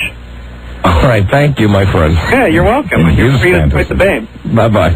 Bye-bye. You know, it's interesting. Somebody hanging on to that for that period of time. I know. The three-way, without the woman involved, just you two and Frida. Hello, Don and Mike show. Hey, Don? Yes. Hey, Mike, Travis, from Spokane here. I just wanted to let you guys know we have a morning disc jockey, I should say, who was arrested not too long ago for being a pedophile. So maybe Mike's on the right track, thinking he should approach this a little more sensitively, you know? Okay, listen, everybody just pipe down. I know I'm going to get in trouble. I know I'm listen, hold on. Might not react. Hey, shut up for a second. Jesus Christ. Okay, you know what? That's fine. You know, we'll do a happy show where we never try anything that's different. Thank you. You're right. Everybody's right. Great. They'll censor us every day, and we won't ever do anything that's even remotely, that someone might be offended by. That's fine. I'm fine with that. Oh, boy. We'll just change the name of the show to Jack Diamond. If Joe is within the sound of our voice, we have his T-shirt. Sammy couldn't find him in the building. Yeah, let me see it. See, that's perfect. Yeah, right there. White shirt just says... Right there in the upper, over the left breast. WJFK. Right. That's all. It's simply an exercise to show you how stupid these other stations are. I know. That's all it is, everybody. I understand. Christ. I understand, Dave. I'm being very quiet and sheepish right now. Don't be quiet and sheepish. I'm sorry. Apparently, everybody wants a more middle-of-the-road show from us. Let's play trivia. Yeah, no problem. Yeah, no problem. How about... Who wants some flapjacks right now? How about we just read news stories out of the paper? That works for G. Gordon Liddy fine. The reason I drink heavily on the weekends right now. Right now. Right now. All right, well, listen, I'll take the round. I still think Joe should go out and do it just once. Just once, go to a house. Come on. Come on. Come on. Come on. And here he comes now. I want to thank Charlie Broyhill and Jim. Why? Well, when I went upstairs, I said, do you know where Tammy is? I basically got the... Well, of course, why should they help? They're busy writing the dump button right now. Yeah. Oh, okay. This one's better. Yeah, see, that's more like it, Joe. And I think somebody's home at the house I was going to go to because the door was ajar. Okay, now let me... Do you still have the script? Let me see the script. Hold on. Exactly what they said. Can you highlight the exact parts? Because that's the hardest part is, when I'm running up to the door. Strike. Okay. Claimed to be a convicted animal sex offender. Telling those answering the door. Is that a Cocker Spaniel? He was Joe, no ad living. He was moving into the community and had been ordered by the courts to go door to door personally to inform his new neighbors. Siamese. That's right here. You see what I've highlighted? Yeah. Read it to me. Let's say I'm the guy at the door. So it's okay to hold this up? Yes. With a phone to my ear. That's cool. Yes. Ding dong. Hi, Mr. Geronimo. Oh, hold on, Joe. We'll do this in. Just a minute. Hello, young man. Hello, sir. I am stopping by your house today because I have a little situation I have to let my new neighbors know about. I'm a convicted animal sex offender, and I'm moving into the community, and I've been ordered by the courts to go door to door to personally inform my new neighbors that I'm an animal sex offender. Oh, is that a parakeet? I just got a better idea. How about if we get him a plain shirt and we write on it Hot 99.5? Even better, because then we're doing to them what they did to Z104. Sure, exactly. We could take a sticker of some sort and just put it on there and put it over this envelope. Right. Put it on backwards. Just put the shirt on backwards. And Rob will just write... You have a big Sharpie? Yeah. Just write Hot 99.5. In good, bold, block letters? Right.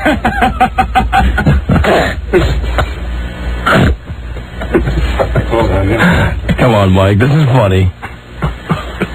Come on, buddy. I love my job. Oh, come on. Okay, Rob, do a masterful job with your Big one on the whole T-shirt? Yeah. That's even better. Honing and refining. That's even better than just having him wear WJFK. Lovely penmanship. Hot. There we go. Good T-shirt. Okay, now I will say, how would this be for a compromise? What's that? I hate being the censor. I hate that. If Joe sees any kids, he should probably leave. He should just say, I'm at the wrong house. You know, whatever Joe wants to do. I mean, Joe's gonna do it. Look at Rob. Look at Rob's craftsmanship. There, make it exciting. Hot 99.5. No reason it can't be fun. There we go. Hot. Make it fun. Hello, Don and Mike Show. Hey, Don? Yeah. Why don't you change it? I hate to be an idea man, but why don't you change the name of the show to the D&P Show? Don and Pussy Show. Yeah, F you, sir. Okay, come on. Listen, Mike certainly is, he's half the show. He certainly is entitled to say if he doesn't like something. I know. Hello, Don and Mike. Hey, what's happening, man? Hey, buddy. Hey, how did... Wow. That I have to delete out. It's just non-stop. Don and Mike Show. Hey, Don. Yeah. What time is it? Why? Well, I just want to know how much longer you have to do the show for today. Why? Because you seem like you're really enjoying yourself today. I don't get this. What's your point, sir? I don't know. Well, come on, really. I just wanted to say that there's just 3 hours left in this wonderful show. You're having so much fun with all the censorship and everything. Huh? What are you talking about? I don't get it. Stop speaking in riddles. Well, I was just saying that, you're having so much fun today. What is your point? Now, are you being facetious, or are you busting balls, or are you being serious? I'm just being facetious. About what? What is it? You're not making any kind of point whatsoever. Sorry. Well, come on, really. You got to justify it. If you're going to troll, you got to come on. What's going on? Try to make the point. You're saying how it's just a long day and everything, and I'm just saying. Did I say it's a long day? I mean, I guess I said it was a long day, but that has nothing to do with the show today. I had other stuff that's unrelated to the show today. All right, I apologize. Huh? I guess we'll never figure out that call. Perhaps it's for the best. Hello, Don and Mike Show. That is not a calling. I'll not have a canine copulator wearing a Redskins jersey. I didn't even understand him, did you? I think it might have been a veiled Jack Kent Cooker. Oh, hello, Don and Mike Show. Don and Mike, radio gods. Coco. Chuck, that's from California. Hey, what if they hand Joe a chihuahua and say, here, knock yourself out? I don't know. All right, listen, we'll do a break, and we will figure out what to do with this situation. Very good. Oh, is this Joe already? Probably. God damn, he's fast. He is fast. Hey, Joe? Yeah, I got people pulling up next to me saying, don't do it, don't do it. Well, how can people pull up next to you to say don't do it? How do they know who you are? Well, I've got a Hot 99 shirt on, man. What, are you walking? Yeah, I'm right out here. Joe, get in your pickup truck and drive. Why? I got a whole neighborhood right here in front of me. God. Oh, No, don't do it like five feet from the radio station. Is that where you are? At the houses right down by the American Legion place? Yeah. No, you gotta, Joe, go further over. Well, okay. Okay, thank you. Bye-bye. The good quote was, "I got a Hot 99 shirt on, man." Slow Joe. But fast to get to the home. Yeah, fast. Yeah, very, right. Very Rocket eager on fast. this assignment. Okay, time out. We will be right back. Oh, not cued. Oh. Oh, there it goes. There's a recue. Number 1, Arbitron Lindy, the Don and Mike Show. When I open the curtain, I see this gentleman sitting on a service card, sitting down, with his pants down to his ankles, relieving himself. And I said, "Sir, this is not a bathroom." "Excuse me, sir, this is not a bathroom." Imagine a small room and a grown man defecating in that small room and spreading it all over. Eat my bone, dickweed. Imagine that smell. You can't hide it. It was very bad. Very bad. They don't want to see no panties. Don and Mike. Well, congratulations. Everybody's involved in this decision now. Well, that's the way these things go. It happens. That happens. Yeah. So I don't know. I might be overvoted on this. Might be overruled on this. Don't know. Hello, Don and Mike Show. Hey, Don and Mike. Yeah, hi. Hey, I have heard that song before. What's the song about the beautiful penis? With the penis song? Yeah, that big one. And I think it's been chopped up. Yes, we... Oh, my God, this is covered ground. We've established that. Are you on a tractor somewhere? We edited the song to take out all of the verses that had nothing to do with penis. We edited ourselves. So it wouldn't be as long. Yes, because who wants to hear the boring part where the guys are just singing like a barbershop quartet? You just want to hear the part about Yoko and the beautiful penis. Hello, Don and Mike Show. Yeah, Don. Yeah. About reporting to the neighbors that you're a pedophile, I'm a convicted pedophile, that would make me probably lose my job at the daycare center. Oh, come on, please. Hello, Don and Mike Show. Hello, Don and Mike Show. What is wrong? Lift up the rock. What is wrong with people? Hello? I'd like to say I did see something on TV that indicates Amira is a pussy. I saw the Sex and the City special. I can't believe him. Candace Bushnell was on there. Unbelievable. All right, thank you. Goodbye. Get out of here. Hello, Don and Mike Show. Don. What? Hey, man. Why are you giving up your power as the head of this show? Listen, you know what? What is it? This is not a democracy. No, you know what? In some ways, it is. Well, it's not a democracy that I even have to answer. You're a dictator, Don. You tell them to go out there and I'm a dick. Okay, I'm a dick. But the problem is when other people get involved in this company, and I'm not talking about Mike. Right. Although Mike's the one who opened up the can of worms. I apologize. Now other people are calling me and saying, like the bosses are calling up and saying, don't do it. Oh, well, I guess... Who's this? Is Joe on the phone? Hey, Joe, would anybody here have a problem if I just sent him down to Hot 99.5? Now, that's an idea. Yeah. Send him to the radio station. They don't have time to make it now. Where is it? I don't know. That's the problem with their ratings. Nobody knows. No, but physically, where are they? Do we know? They're probably... Are they in Rockville? I would guess Rockville, yeah. Yeah, he'll never make it to Rockville now. Maybe they're in that little town outside of Greenville, where our station is down there. They're in the mobile home trailer. All right. Well, Joe, I'm afraid I'm going to have to tell you to come back. Okay. That I've been on the phone with all kinds of people, and come back. Okay. I'm not going to give up on this idea. I still think it's a good idea. Thank you. Okay. Bye, Joe. Bye-bye. See you in a moment. Hey, Joe. Hey, Joe, if you're listening, call back. Call back, Joe. Hello, Don and Mike Show. You got any penis? Hello, Don and Mike. Hello. Don't drop the F. My God. You cannot drop the F-bomb. I know, Rob. I don't understand either. Hey, Joe. Yeah. Okay, I got another idea. Okay.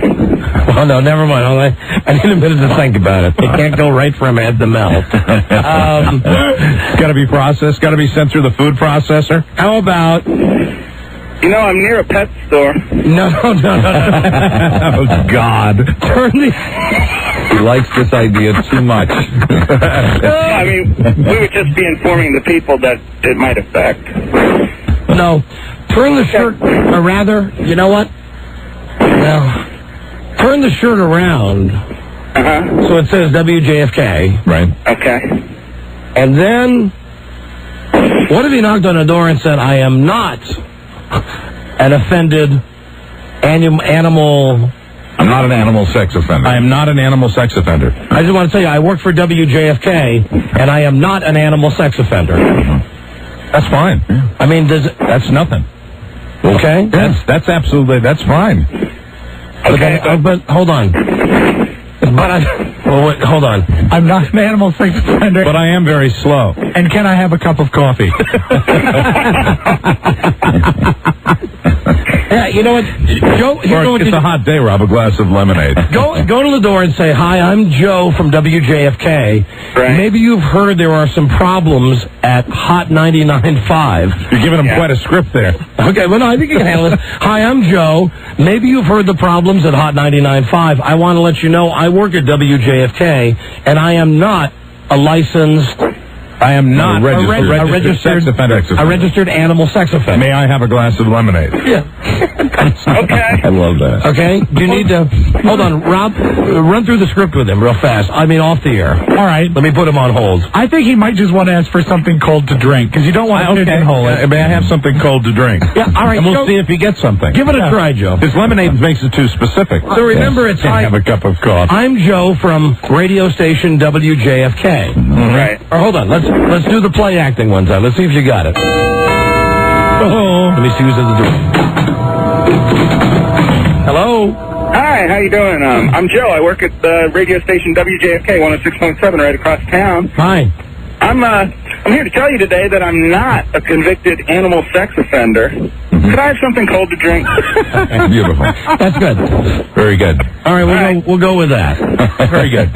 All right, do you want me to just call you right back real quick? Yeah, ASAP. And be urgent, Joe. Be very urgent. Be very urgent. Urgent. I think that's funny. You get more than that, he might lose it in the translation. No, I think he's got it. He's got that part down perfectly. Otherwise, it would require a real large cue card. Hello, Don and Mike Show. Yeah. Hello. What station are they on in Hagerstown? Are we on in Hagerstown? I don't know. It's scanned. Thank you. Hello, Don and Mike Show. Mike, there is no I in TEAM. And you have no problem with your wife digging ditches, doing laundry, and carrying your speakers in to your band crap just like Jack Diamond. Right. And you have no problem with John Bonet and the Captain Hook Association. No. He does have a problem with that. I tolerate that. He doesn't like that either. Right.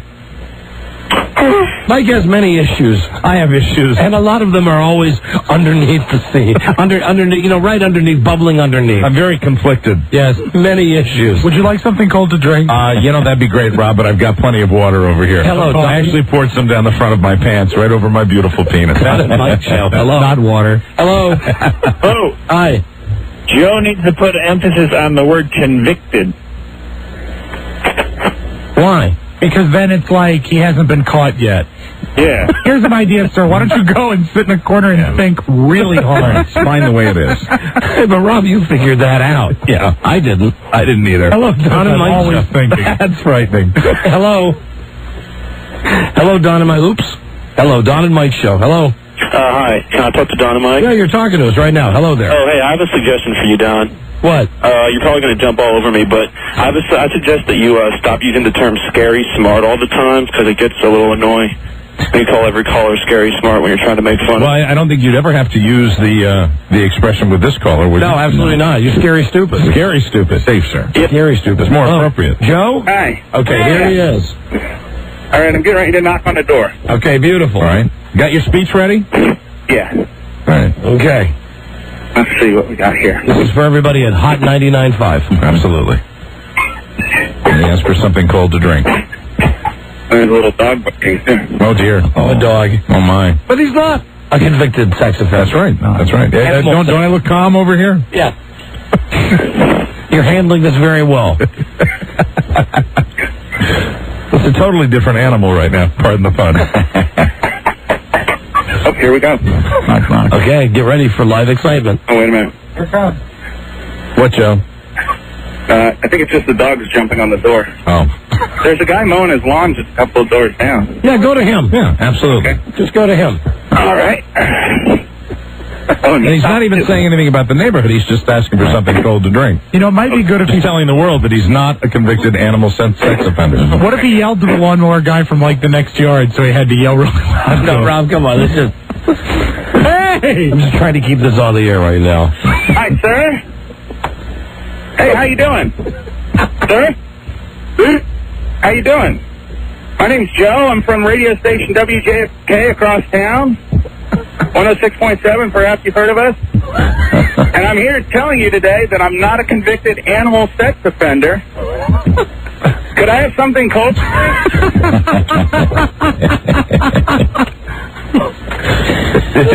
He asked me if I'd been out in the sun too long. Oh, did he? Well, it is a rather warm and beautiful day, hence my request for something cold to drink. What kind of dog is this? He doesn't bite, does he? Well, because I'm not a convicted animal sex offender, I could pet him, couldn't I? Now he's ad-libbing. He's What's into his it. name? He's scary into it. Trixie? Hi, Trixie. He is. Hi, Speedy. Listen to this. He's making love to this dog. Yeah. How about Okay. that? Joe, any progress on that cold to drink? Well, he just had something cold to drink, but he didn't offer any. All right, go to... If you can use He didn't give you a sip. Ask for his hose. I'm sorry? Ask if he can drink out of his hose. Could I get a drink out of your hose? Could I have something? You won't shoot me, will you? Might not want to plant that suggestion, Joe. Oh. He told me to get my ass over here and quit acting like an idiot. Get your ass over where? He might To the fix him to hurt me. To the hose? Did he tell you to get your ass over to where he is? Or get your ass out of there? Or did he invite you into his bedroom? Joe? You're not going to hurt me, You are you? know, though, out of every idea is born another idea. Joe? This is my job, actually. You know, simply having Joe as a mouthpiece. You know, if we use that in-the-ear cell phone technology, you can basically have Joe say whatever you want. Oh, but then Joe gets killed. This is true. Then Joe gets punched. He seems very enthusiastic about the assignment, though. Joe, how's the guy's mood? Not good. Not good. All right, listen, I'm going to play spots. Go to another house. Mm-hmm. And next time when you ask for a drink out of some guy's hose, put quotation marks around the word hose. Can I have a drink out of your hose? Your hose. Like Dr. Actually, Evil. sir, thanks for your hospitality. I've been asked to go knock on another door. There he goes. Here comes summer. All right, Joe, hey, call back after the commercials. Call back, Rupert. Okay, I gotta get out of here. Okay, all right, call back after the spot. Joe G. Bye-bye. Bye, Joe. Bye. Joe G. Hey, Joe G, we'll be right back. Number 1, Arbitron Link, the Don and Mike Show. How can I ever repay you? Well, a reward would be good. There is some damage to my car, the high-performance machine, so I had to fill it with premium.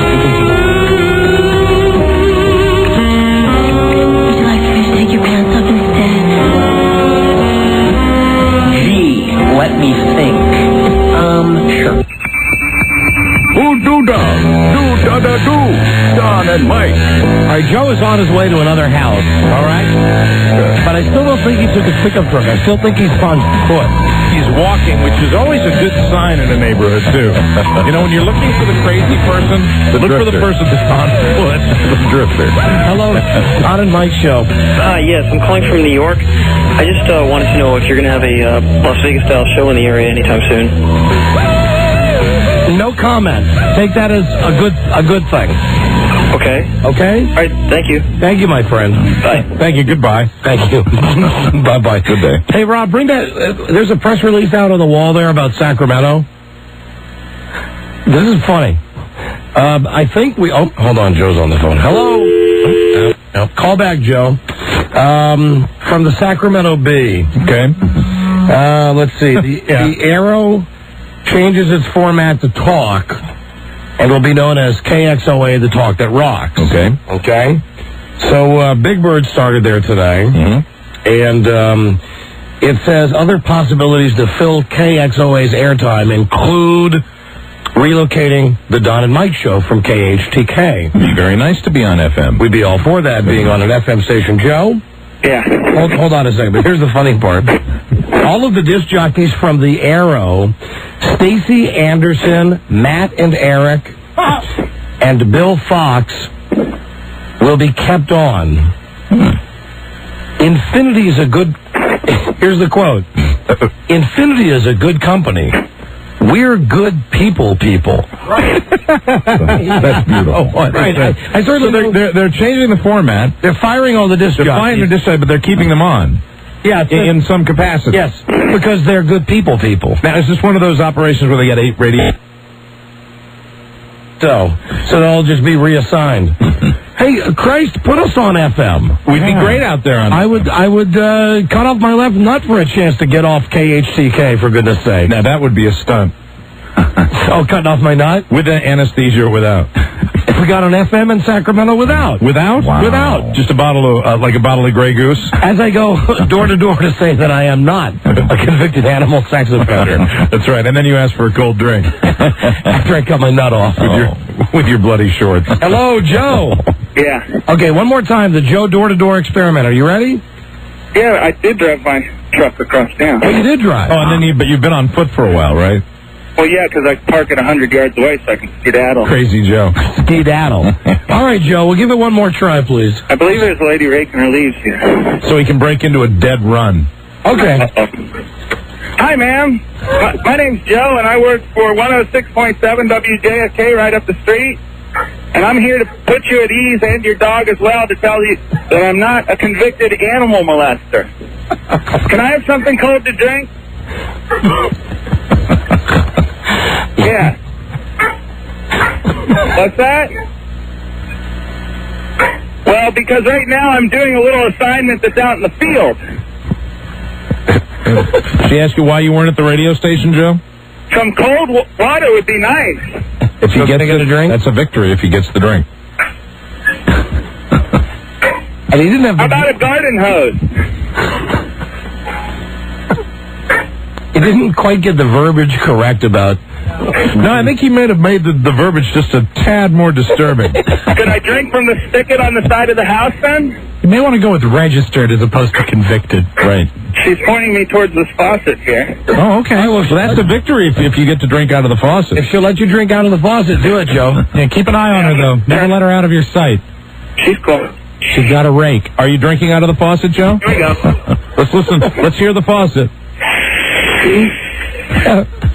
It's mighty tasty water. And she let you do that, right? Yeah. All right, good. Joe, try it one more time, but stick with the verbiage that, hi, I'm Joe from WJFK, and I'm here to tell you that I am not a registered animal sex offender. On a new house, right? Sure. Yeah. And thank you. Thank that nice woman. Thank you very much. She said whatever. I'll just go down to her neighbor's house.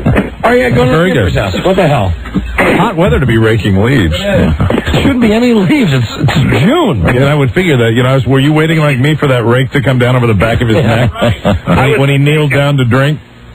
I was mistaken. She was pruning some bushes. Oh, she was pruning. Pruning. Yeah. Well, Joe. Raking, pruning. Same difference. Here we go. This is a cold contact.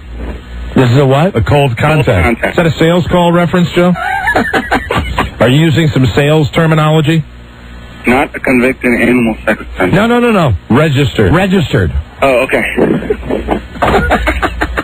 Hi, my name's Joe. I'm from the radio station WJFK, and I've stopped by today to tell you that I'm not a registered animal sex offender.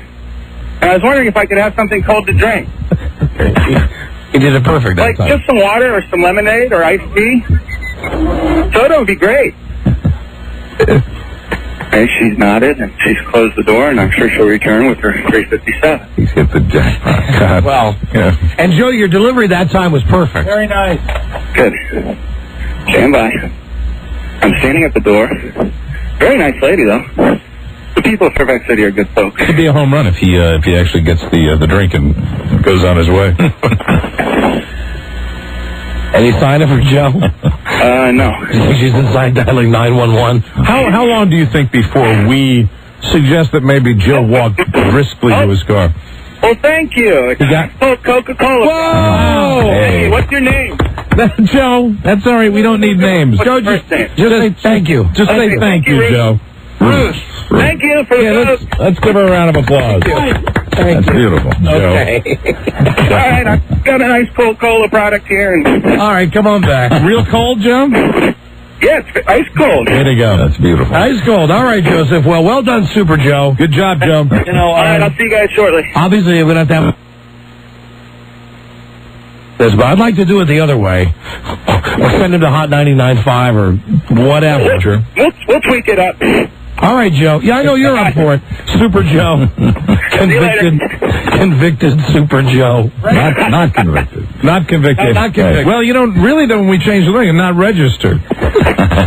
Think about the verbiage there. He's not a registered animal sex offender, so he could be convicted. I just do it on the side. We said we changed it when he said, I'm not a convicted, that'd be a good thing. If you're not registered, you could still be convicted. Yeah, but if it's like OJ saying, hi, I wasn't convicted for murder. I'm not familiar with the law, but doesn't it sound like if you were not registered, couldn't you still have been? Is there even a category? No, I don't know. I know we had some trouble with horses out in this part of the country. Remember that? That's right, yeah. Yeah, I know. If they were caught, that's exactly what they would be. Some guy was having butt sex with horses. Right. It was, I guess, with the horses' butts, right? That would be Isn't that what the guy was doing? I don't think it was butt sex.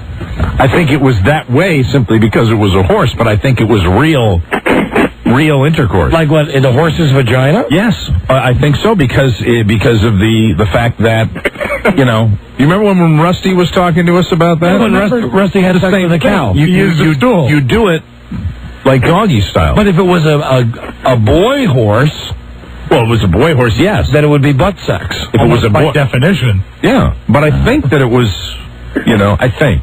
What am I? You know what? I bet the guy didn't know. Really? I bet he just sort of rolled the dice. Yeah, I was going to say. I wouldn't think there would be. When you get up there, what are you going to do? Put your hands underneath to see if you can feel the. Well, I don't think you have to put your hands anywhere to tell the difference between if it was a horse. At nighttime, though. Yeah, at nighttime, maybe in a barn, in a cold barn. That's when you're feeling amorous. In a cold barn. I love next door business. But I also think that either way, it probably wouldn't be that, that difficult. You know what I mean? For a horse, like if you were going to do this, I want to say this without getting. Let me just say this from the guy who just nearly had a coronary when I wanted to send a guy out to do a stunt. Now you're going to tell me why it's not difficult for a man to have sex with a horse? Well, I wouldn't think so. There would be, if it was a horse, you're talking about everything being larger. I yield to my. I understand. The what do you mean? The horse is everything. Bad? Everything. And or the other place wouldn't be. It wouldn't be the like horse's Duke. That would also be larger. You see, with a human being, with a human being, it would require some doing. And if a guy's going to have sex with an animal, what does he care? Hello, I'm Mr. Red. Well, it would seem to me though, with a horse, if you were going to do that with a horse, it'd be awfully nasty. Didn't we once see him? And the other way's more pleasant? Well, no, the other, I would say, I know what you're saying. What I'm trying to say is just, it's very difficult to say, but the one spot wouldn't be nearly as bad as the other spot. You mean the vag as opposed to the Duke? Well, yeah. On a horse, what's the difference? You ever go see the horses in parades? The difference is what they leave behind that gets scooped up with a shovel. One of them contains no hay. Didn't we once see a movie, some videotape of a woman who was performing BJ on a horse? Was she performing or was she... I think she was actually having relations with the horse. I think she's doing both. You can see either. I think she was. Well, either's out there. I think we had a tape one time where a woman was actually, because I remember the shot, we were watching it, it was like, wow, and then they pulled back and it was, or maybe that was a dog. But do you understand the difference, though, Wasn't that Daryl Nichols' bachelor party? That's what it was. Goodbye, Super Joe. Get out of here. Goodbye, Joe. I think it was a woman helping a horse out. And I also remember something with a pig.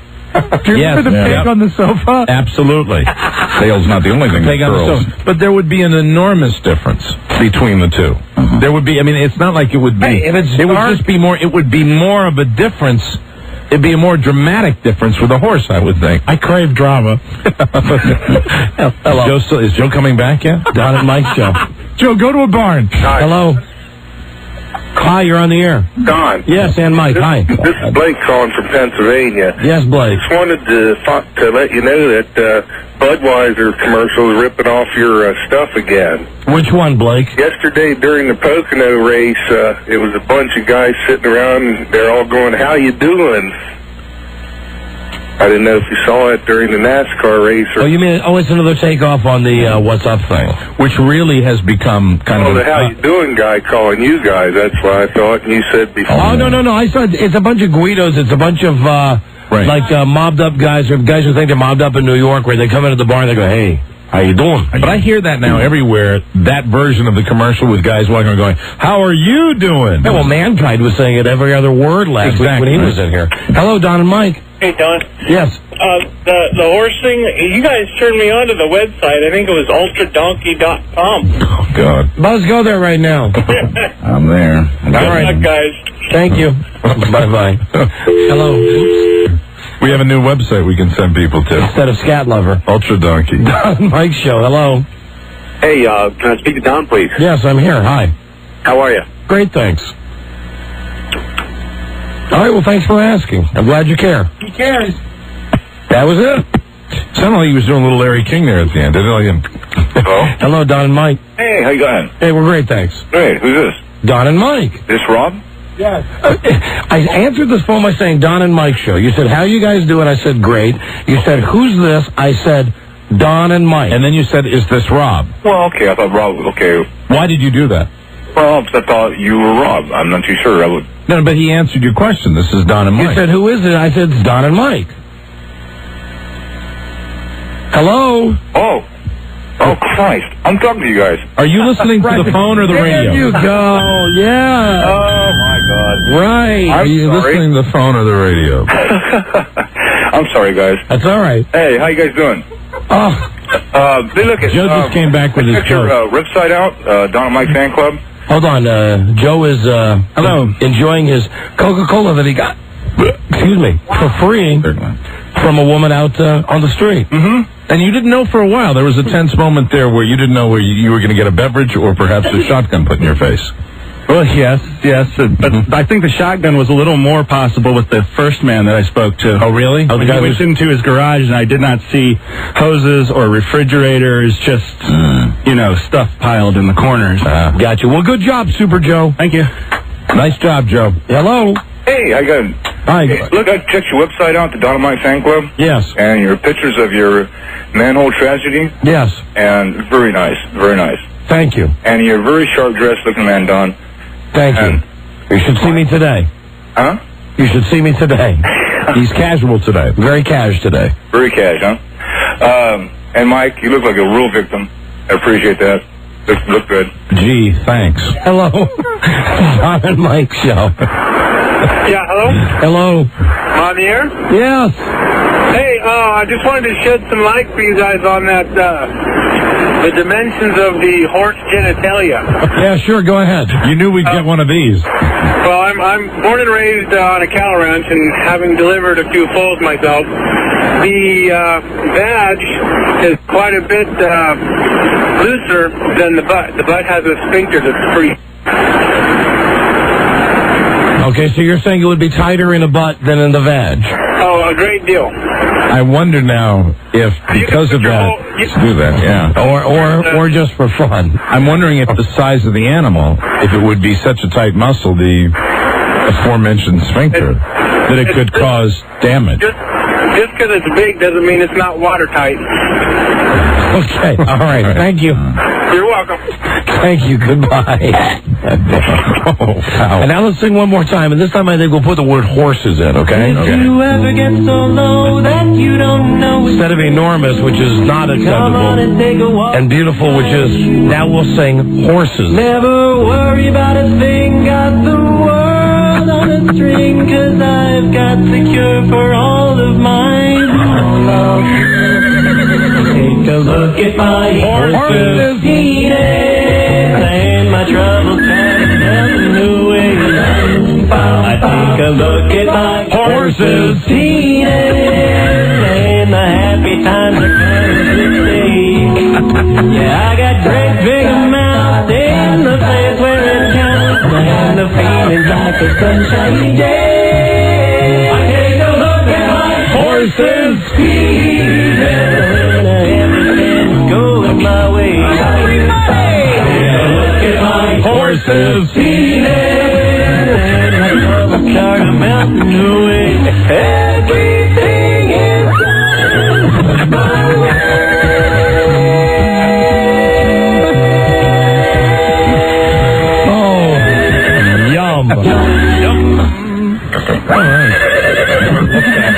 I like that almost as much as the Beatles was. Hey, hold on. We'll be right back. Number 1, Arbitron Lake, the Don and Mike Show.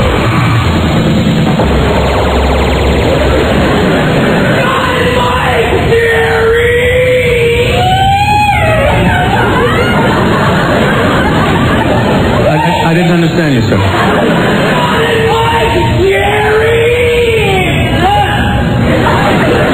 No, I was right the first time. I don't understand you. Well, thank you, sir, whatever that was.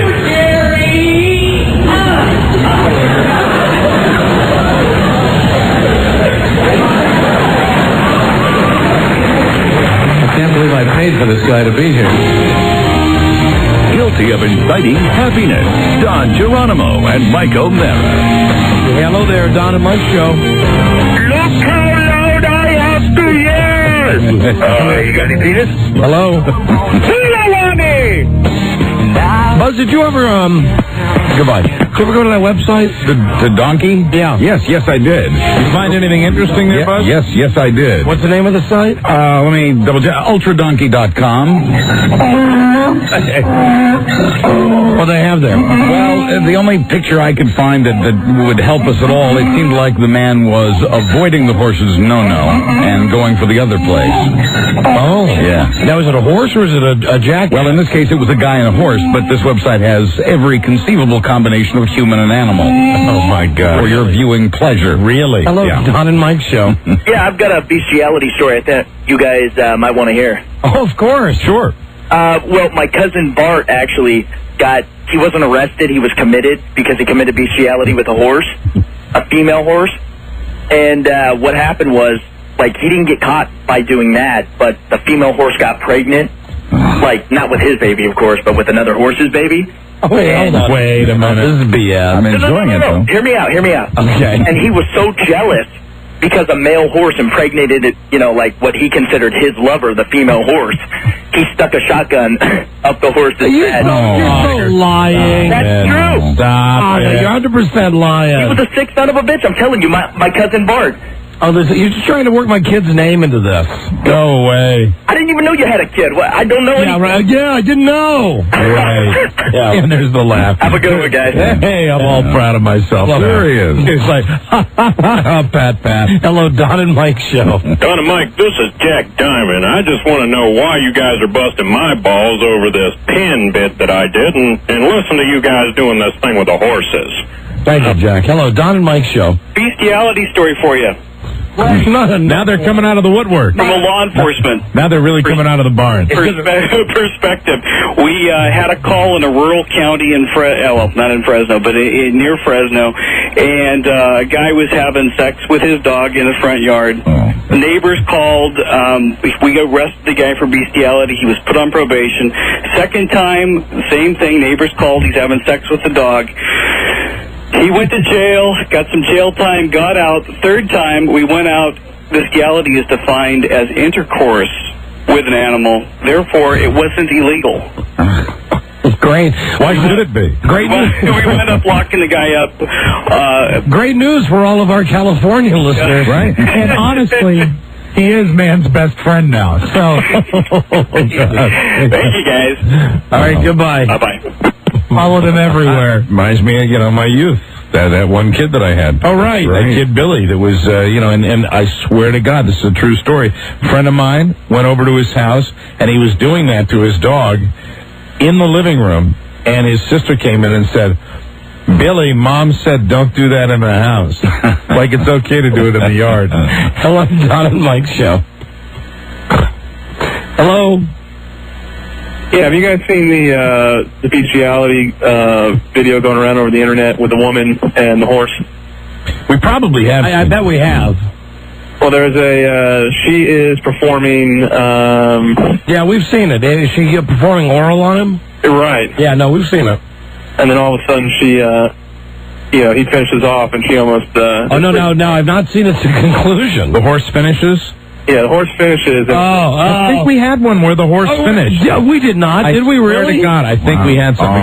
My God. It was incredible. Oh, my God. Disgusting things I've ever seen. Sure. Get out of here. My God. I think when the horse finished, it's all foggy because there was I thought we saw it and the horse finished, and we thought it was fake. Yeah, we thought it was fake because they took off some sort of massive horse prophylactic. Oh, God. I remember now. Because I remember you were sure it was fake. Because it really... horse rubber? Yeah, and it looked...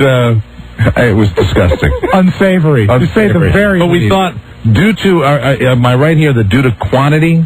We thought it was there's just no way. We just thought, the way I recall it was that if you're going to go to all the trouble to do that to a horse, you're not going to bother to use a rubber. Right. I mean, go ahead and ride bareback as it were. Yeah, absolutely. No, was this a woman who was... We had this. We had it right on the videotape. Was she having... Yeah, but I don't remember. Was she having intercourse or was she... You know what? That I don't remember. She was. She was... No, that was the pig.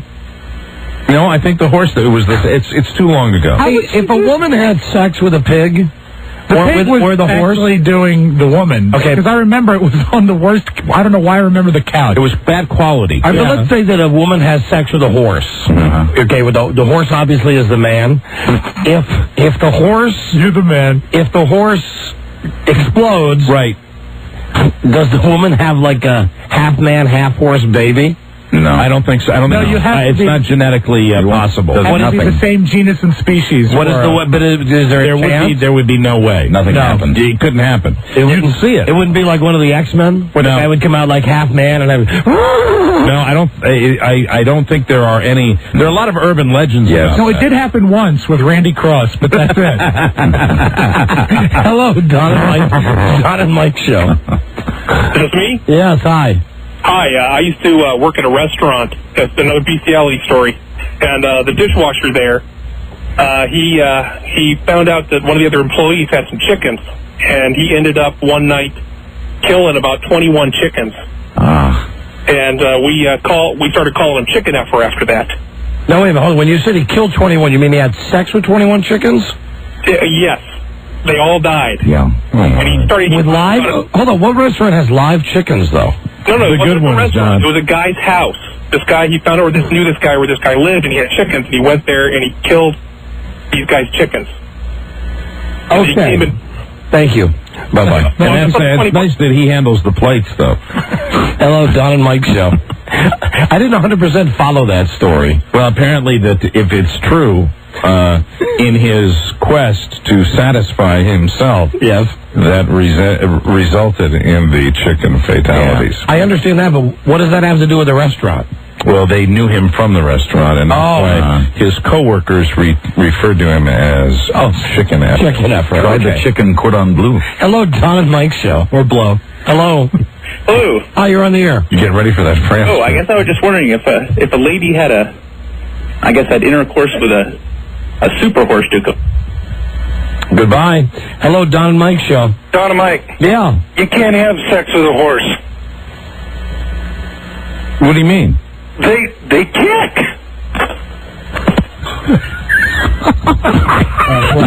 And if you're ever going to give us one of those, that's the way to do it. That's how you do it, yeah. That's a textbook example. You stuck us right into it. Man, that was perfect. Hello, Don and Mike Show. Hi, Don and Mike. Yeah, hi. Why does anyone even bother to watch this bestiality movies? I don't know. How many have we understand. watched? Maybe 100 of them. We've seen every one that's come down the block. I don't even want to see a man with a woman. I want to see 2 women, 3 women, something like that. But Well, don't share your hang-ups with us. As a matter of fact, I just can't understand. if anybody's got a good bestiality tape that we haven't seen, bring it down. It's been a long time since we've had a private screening of a video. Yeah, and a lot of those are it's really not eroticism as much as a curiosity. I think that's why most people look at those. I mean, we look at them, and I think everybody, you see the eyebrows go down like this, and everybody says, whoa. Yeah. Really? I might have to have a contest. You make your own tape and send it in. Oh, no. I'm thinking about it. Hello, Don and Mike show. Come on, Mike. You wouldn't object to that as much as sending someone door to door, right? Well, not outside of the fact that in most states that would be evidence. Bestiality is illegal in most states. Well, we don't tell. We just watch the tape. You had a good weekend. You're wound up in here today. I'm just trying to do a good show. I got it. The animals wear masks. Hello, Don and Mike show. Hey, I used to work for a large seafood chain restaurant, and we had an employee that we caught in the refrigerated walk-in where we kept all the seafood. Yeah. Oh boy. And he had a lobster tail. Or the large jumbo tails. Yes. And he had his pants down around his knees. And he was in the corner, go to town on it. Man, that is cool. That is go. Is that sick? Well, let me just say that. But, a little drawn butter. Right? The other night when Rob and I were at that charity dinner, the inside of that lobster looked... it looked inviting. It was very, very soft and fleshy, and what with all the butter and stuff on it. When you look at some of the devices that we've seen on this show, also that are, artificially creative, like the pocket pea. The pocket Uzi pay.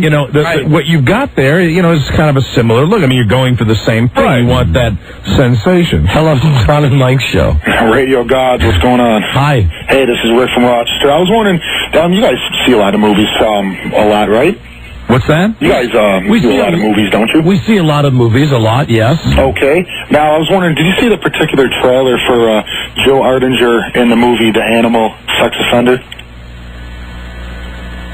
Was that a joke? Was he trying to make jokes? Trying to make a joke? Are you trying to make funny? Oh, yeah, for sure. Because the silence at the end, it just, I don't know what you were waiting for. Back to school. But the best thing is that he started the call with his name and city. Yes. Hello. Thank you. Make all of Rochester, New York proud. Absolutely. Hello, Don and Mike. What? Radio Gods, you know the difference between kinky and perverted? What?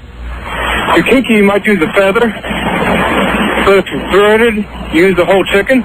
All right. Hello, Don and Mike show. Hey. Hey. Do you guys ever hear a chicken brickin'?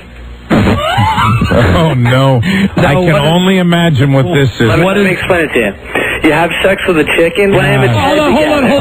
Hold on. I had to delete out part of that. Well, hi. I had to do because of what you said. When you were no, not the bricks. When you were describing when you were describing the act. When you're gonna finish, you take two bricks and slam them together over the chicken's head. Oh my God! Oh no! Oh my God! Yeah. Oh dear! I sure hope that's not why the chickens died. Hello, Don and Mike show. That would do it though. Wow. God damn. Hello. Chicken brickin'. That's a new one. It just gets sicker. Hello. Hello, how are you? Hi, you're on the air. We're doing great, thanks. I was in Tijuana 3 summers ago with some of my buddies. And we were having drinks at this bar called the Green Iguana, and this local guy tells us about this place called the Red Door Saloon. Yes. We go in there. It's a bestiality place. There's a lady on a table. The table's connected to a jack, but there's a big mule, a donkey. And they jack the lady up on the table. She has sex with the donkey. Well, and you just sit there and enjoy your... I don't know if you really enjoyed it. Dos Equis? Seriously, I'm not kidding about this. Isn't this like on every street corner in Mexico? Haven't we heard this before? Yeah, I've heard that. You go to Mexico. You can see that. It used to be Cuba, like back when the mob controlled Cuba, that you could see a show like Tijuana. that. Yeah, right. It's been around for a long time. It was not something to go back to see, but to see it once, it was there. You should call Joe in because he was in Tijuana not 18 months ago. Hello, Don and Mike. I've had enough of Joe on today's show. Hey, I got a bestiality story for you. All right, go. I'm an EMP in West Virginia, the northern part of West Virginia. It's always a good start. Always a very good start. Yeah. We responded to a 911 call, and there was a 7-year-old kid there, and nobody else was around. And we started looking around the house, and around the backside of the house was Mom, and Mom was getting the back knocked out of her by a goat. And everybody was taken aback, and we went up and asked the kid if the kid was okay, and he goes, nah. Oh, all right. I knew that was coming. Oh, my God. We are idiots. Walked right into that one. Shouldn't laugh. It encourages them. Hello, Don and Mike. 3 words, Don. What? Largemouth bass. All right. Goodbye. They have teeth. We will be right back. Number 1, Arbitron Radio, the Don and Mike Show.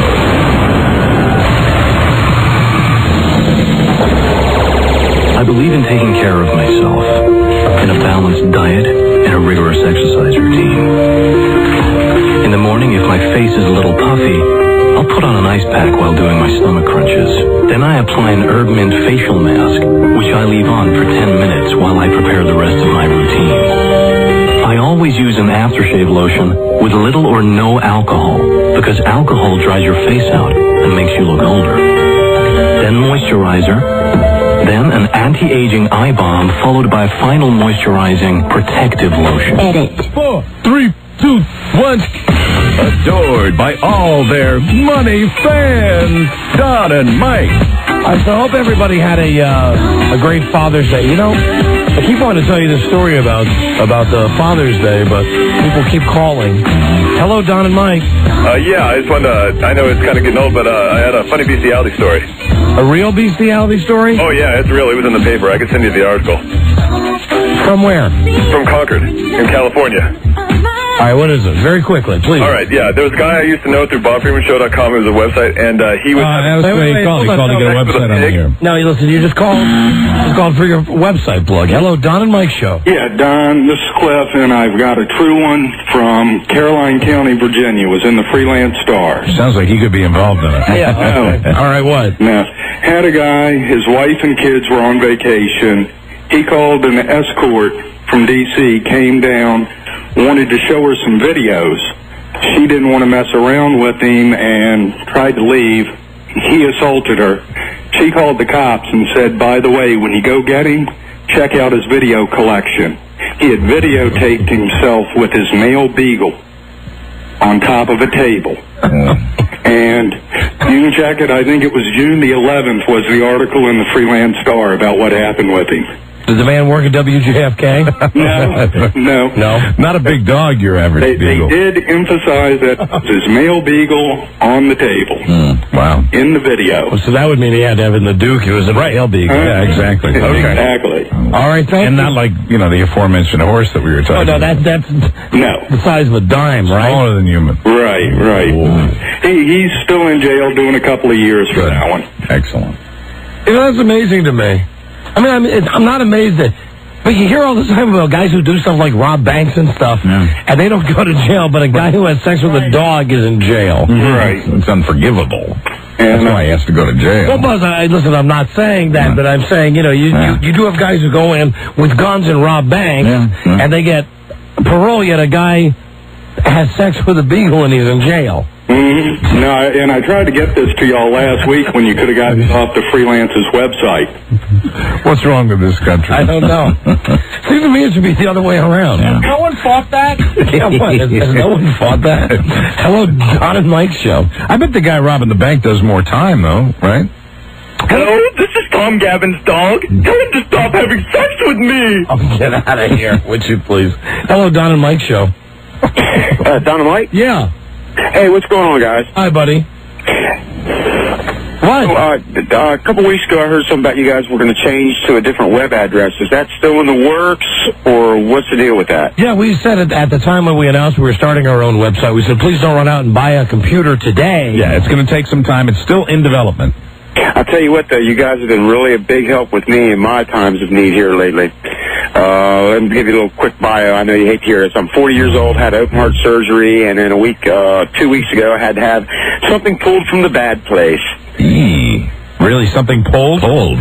Something removed? The size of a nickel, about the length of about 1 inch in length. Like a but polyp? it's benign. Ah, good. Okay. Oh, I'm hanging in there, man. You guys, this show's hilarious. Did we ask? Laura Korn, because Laura Korn was on her I have never done that. Yes, there you go. That's what it sounded like. I actually fell asleep. that sounds like me these days with all the extra fiber I have to take. Now that your story's not riveting. Listen to that. That sounds good.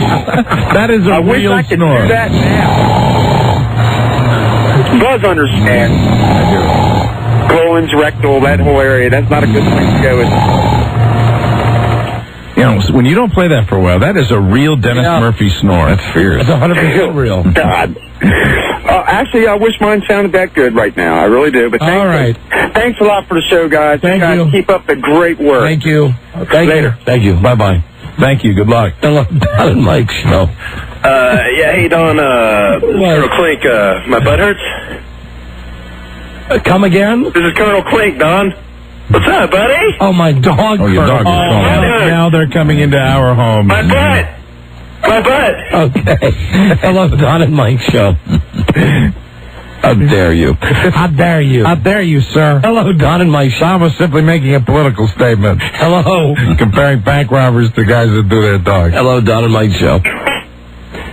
Hello. Well, what's wrong with these phones? Hello, you're on the air.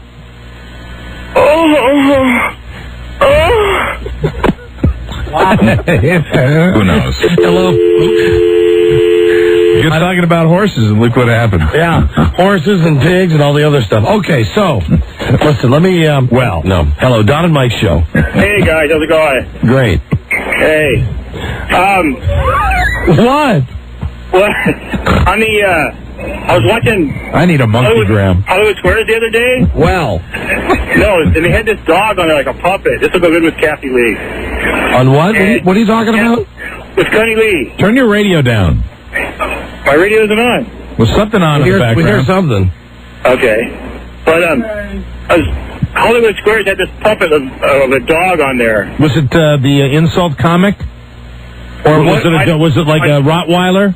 Yeah, Rottweiler. Oh, you mean the dog from Conan O'Brien is on Hollywood Squares? Triumph. Yes, Triumph, the insult comic dog. Well, it might have been a rerun, but he turns to Connie. Did he have a voice like that? Yeah. For me to poop on. Right. Then he turns to Connie Lee and he says, "Hey, me and Regis, we got something in common." And she says, "What's that?" He goes, "We both got rid of our bitches this year." Wow.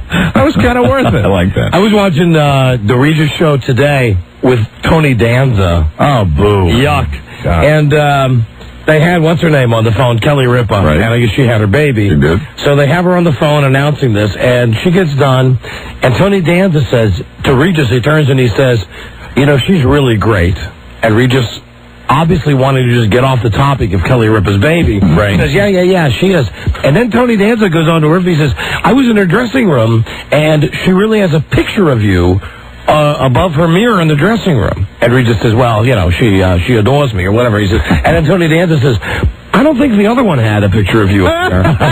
That's funny. And then he says, "Really, you're doing good with this one. This one's better than the other one." And he's saying it like that? Yes. This one is better than the other one? Yes. Like there's so much meat. Yeah, like, you know. I love that. And he says, "You know, she's really great. And listen, no offense to the other one, but the other one. But this one I think's better than the other one." Is the audience getting into it at all? The audience is laughing their ass off. It's the closest anybody I think has come to really slamming Kathy Lee Gifford on that show. Right, exactly. Hello, Don and Mike. Regis was terrified of the whole thing? Mike, that like Catherine the Great, the Tsaress of Russia, she had sex with horses. I remember reading about that. Yep, they even have a special scaffold made just for her to take it. Yep. Like, No. Didn't Catherine the Great sleep with her horse on a regular basis? Did she sleep with her horse on a regular basis? That's what I read. I don't know if it'd be on a regular. There you go again, reading. I know, and I hate books. I got to tell you, that whole reading thing. It's not what it's cracked up to be. I didn't read it all, though. Good for you, Mike. I fell asleep. Hello, Don and Mike Show.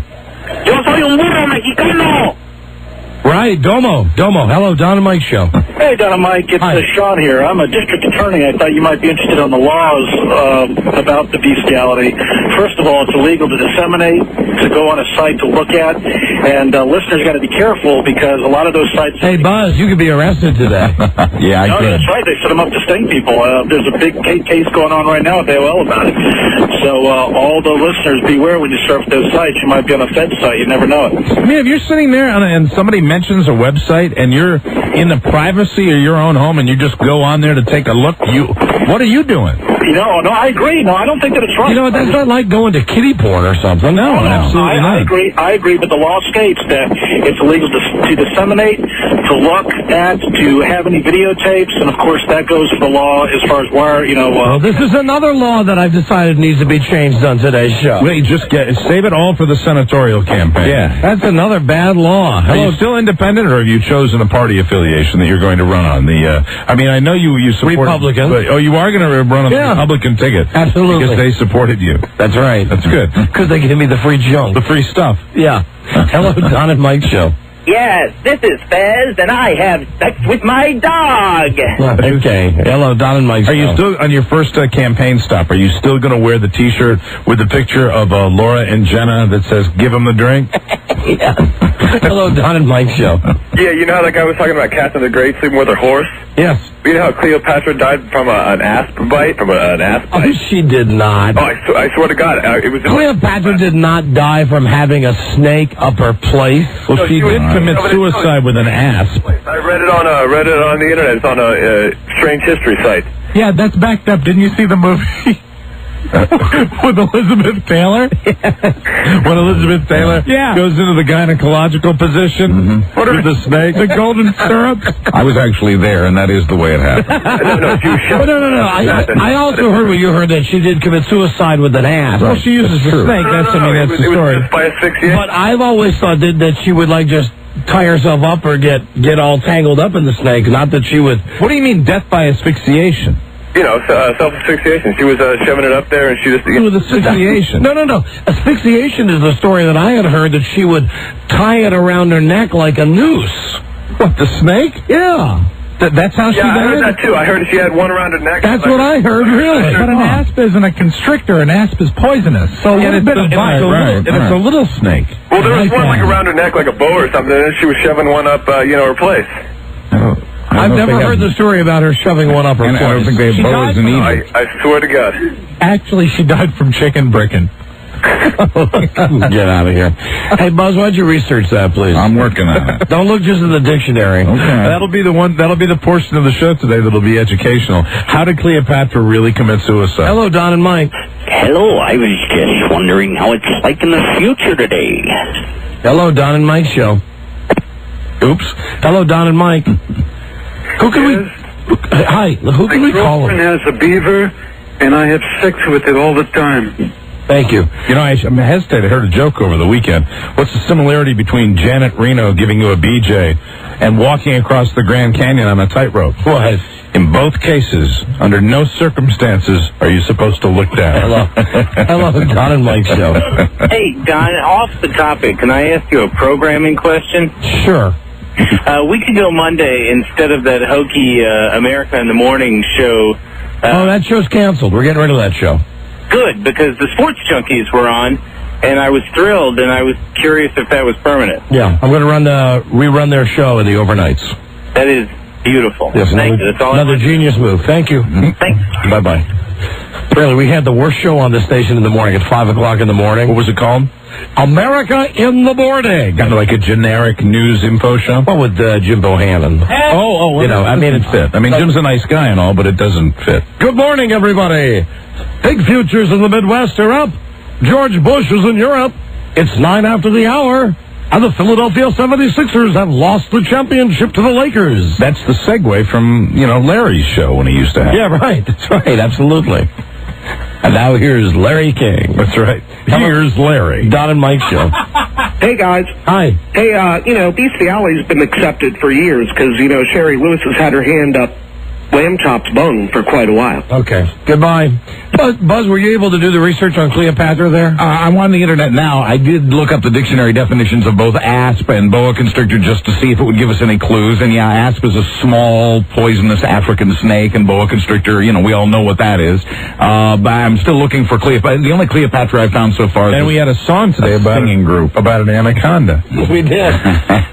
You want to sing it with Anaconda? Or we could say Cleopatra's. An enormous Cleopatra's penis? Right. Okay, Cleopatra's penis. Right. Never worry about a thing, got the world on a string, 'cause I've got the cure for all of my blues. Okay, guys, here we go. Take a look at my Cleopatra's penis, and my troubles start melting away. I take a look at my Cleopatra's penis, and the happy times are coming to stay. Yeah, I got great big amounts in the place where it counts. That's right. And the feeling's like a sunshiny day. Take a look at my Cleopatra's penis, and everything's going my way. Take a look at my Cleopatra's penis, and my troubles start melting away. Everything is going. Hello, Don and Mike Show. You know, I wish people would stop talking about Cleopatra. That's ancient history, man. Ever forward. Thank you. Hello, Don and Mike Show.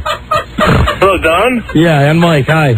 Hi, Mike. Hi. The real story about Cleopatra, I remember from literature, is that she had an asp, little tiny poison snake, and she put it to her breast. Yeah, that's what I thought, too. There was no sex involved.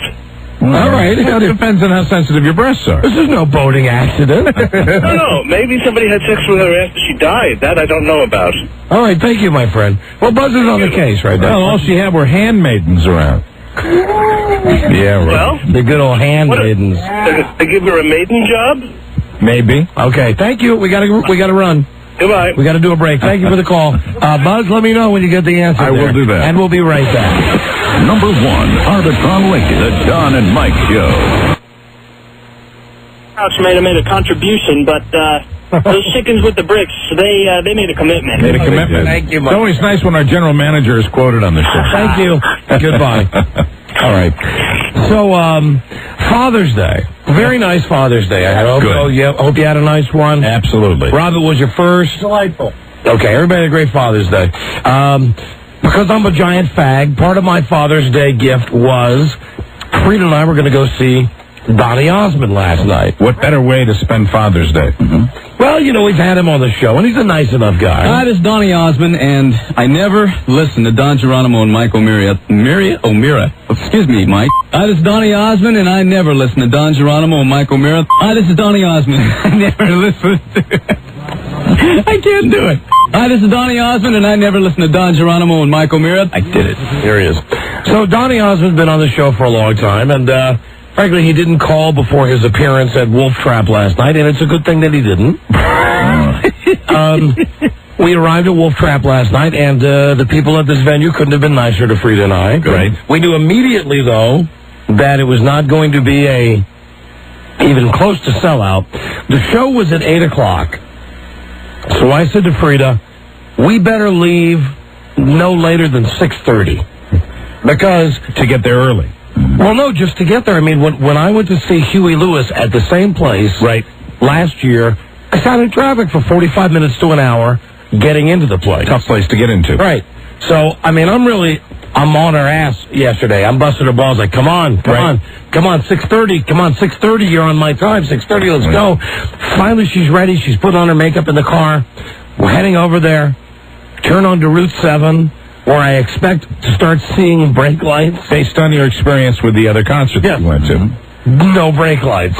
Nobody. I've seen Huey Lewis and Chicago. Everybody's zipping in there. And we were on Route 7, no traffic. We make the right-hand turn to go into Wolf Trap. Again, you go through a residential area. Flying through it. I mean, not another car on the road. No problem. It's like perhaps everyone's forgotten that there's a concert there. So I say, as we're getting closer and closer, and I'm realizing it's now 6:45. Right. I said, Frida, what did the people from Wolf Trap say? Because they hooked me up with great seats. Well, it turns out it was really no problem to hook me up with the great seats. And down front? 6 rows from the front. That's terrific. And press parking. Wow. So I pull in and I say to the first park policeman, because it's a park police venue, I say, hi, press parking. And, normally, every other time I've been there, they're very strict about stuff. Yeah, well, they're jammed in their press section. He went, go ahead. Go right up there. And again, didn't ask who I was. At 6:45, you had plenty of, even if you hadn't had press parking, I could have parked virtually in the same lot. Fantastic. Which was right in front of the front door. So I get up to the second park policeman. I go, hi, again, I'm press parking. And again, not even a question. Who are you with? What's your name? No credentials were checked? No. He says, pull right behind the green car. Go for it. We pull right behind the green car, and we are literally 20 steps away from the front door of the place. Wow. It's an outside arena type place. Holds about, I think, maybe 15,000 people. And it's still a little before 7 at this point? Yes, we got there before 7. So you got a whole hour to kill before we sure do. Starts. So we get there, and the people come over, and they say hi to us, people from Wolf Trap. And they say, oh, Donnie's very excited that you're here. I said, great, looking forward to the show. Thinking that we're going to be brought backstage to see Donnie Osmond before the show. Do a pre-show, which, you always prefer, I always prefer. It's good to meet somebody before the show. They said, Donnie is doing an interview right now, but he wants you guys to come back after the show to join him for a light dinner and a drink. He's very happy that you're here. He's made sure you have great seats. Right. Couldn't be happier. Please, on Donnie Osmond, on Wolf Trap, enjoy a glass of wine now. Have a good time. So they're schmoozing you. They're treating you beautifully. The people at Wolf Traps could not have been nicer. We got grade A treatment. So she's having her wine. I'm having my Diet Pepsi. I'm smoking a cigar because it's outside. Right. I'm happy. At this point, we start to notice that it's 7:30, 7:45, and there's not a real push of humanity making their way into the venue. It's kind of still rather sparse. Yes. We decided 10 minutes to 8 to go down to our seats to see where the seats are. Sure. We get all the way down to the front. We are 6 rows from the stage. We are dead center. Right. It's at this point that we noticed that maybe around us were 200, 300, 400 people.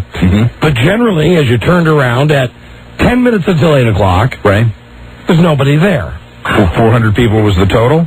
Well, there were people in the lawn. Right. But the lawn wasn't anywhere near full. Sure. But there was just, as I looked behind me, just miles of empty seats. So he, Father's Day, he's not pulling a lot of people in. Yeah. So, and you're pretty reasonably sure now this is his crowd. Yeah, this is it. And, well, describe the crowd to me. What was the crowd? I'd be glad to describe the crowd to you. The crowd, myself notwithstanding, of course, the crowd was made up of losers. Oh, God. Either it was one of two. Well, first off, lots of mo's, okay? Lots of gay men? Lots of homos. Really? Well, because he does Broadway show tunes. Yes, absolutely. Sure, and he's Donnie Osmond. So you had lots he's dreamy. You had lots of mo's. Then you had lots of housefrows who were there with their Donnie Osmond dolls.